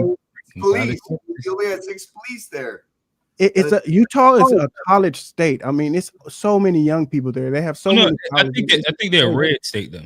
No, it's a young state though. Young meaning like their whole state is like based on colleges and just young people and students, like all up to 15. It's just college after college after college. There's just a lot of young people, young white people. Mormons, bunch of Mormons too. Oh yeah, and that's what it can hurt. All right, but that's you saying that's their group. I got you. Yeah, so that's why it's so hard because the whole, if it was like in LA or somewhere like where it would be more so-called liberals, then I would have more of a assumption. But because it happened in that state, I'm like, dang, that's crazy. So but as far as the abortion, like I said, I'm against that. And I agree with Shapiro with all that stuff. But I think that's all I have to say. I said everything I wanted to say. So Hey bro, I believe fathers should get a chance. They should have a chance to be able to fight for fathers' rights. I agree. Maybe we'll do it's nice. It sounds good, but the woman doesn't even have to tell you she's pregnant. That's what I'm saying. That's what I'm saying. But if you don't know she's not pregnant or ever was pregnant and she had an abortion, it's really all on the woman anyway. If she decides to tell you, that's doing you a favor. But if she doesn't tell you, then you don't know, and she could do what she needs to do anyway. But when you know, that fucks up your life though as a father though. It fucked up mine for years. It's like I should have. Yeah, I'm not. I don't. So obviously, if it's the father's, you want the father to have the decision. if one party can convince the other party to go either way, who has the final vote? The woman always will have the final decision, regardless of the court. Because you know why? If the court says no, you must have this baby, what's going to happen? She's going to have an illegal abortion, and you definitely don't want to do that because that's going to jeopardize her health. And if this is a person you really love, you don't want her to jeopardize her health. So it's always going to be the woman's decision. You just said she had an illegal abortion. You just hit it up the dot. Yeah, but regardless, it's always going to have to be the woman's decision. So we just have to hopefully have people make better decisions on both sides. And then when they come up and that situation comes up, it's always going to be on the woman to decide whether she wants to or not. So I believe the father should have a say. But again, just like if you have a kid and when they reach a certain age and you give them the opportunity to voice their opinions and what they would like to happen, ultimately the parents are going to have the final decision and tell you what's it going to be. So in this scenario, the woman has priority and it's the final judge. I appreciate that. You're based on a level field. And yeah, Hey, I was a bastard child. So if my mom didn't have me, I'm glad she had me. So I'm glad she had me. So that's how I look at it. It's like I could have easily been the aborted baby. So I'm glad that I wasn't. So that's how I always look at it. I always just directed towards my experience. Yeah, I dig it. Steve, land a plane for us, my brother. Man, it's time for way past time, man. We 16 minutes past time. We 16. And y'all know y'all supposed to let Q do his exit. Y'all look pretty still yapping, man. So I'm gonna get a flow back to you. All right, nonetheless, y'all hear Steve. We have tapped into after show hours, and so we gonna land the plane here. And again, shout out to Pac Lolo. He said he looked like Pac. Pac, you want to take the glasses off one more time? Let the audience see. Could he have been Pac if Pac was a Hispanic? Y'all let us know. Hop into the chat. Let us know. I'll give him Tretch. You can be Tretch. Tretch. All right. Tretch. Shout out to by nature. Tretch Nolo. We have Kamu, fresh from South Africa, dropping Jordan Peterson beans today. He said he only got an hour of sleep. Appreciate the call in. We have man. Hey, just Google me on YouTube when I was younger Purdy. When I was younger Purdy. Oh no, I'm gonna look up the YouTube. If you stick around, I might pull it up in a second. But old man, this is the Cali trio actually. Old man, you in Los Angeles, right? We got Steve down in San Diego, and Pac Lolo and San Bernardino. With that said, this has been a fun Inland Empire, bro. There you go. This has been a fun episode of this ain't Unpacked. This is XQ. But we appreciate y'all all popping in, talking to us, having a good conversation. With that said, we out. Peace. Hey, Google me on YouTube. Pac Lolo, Paclolo.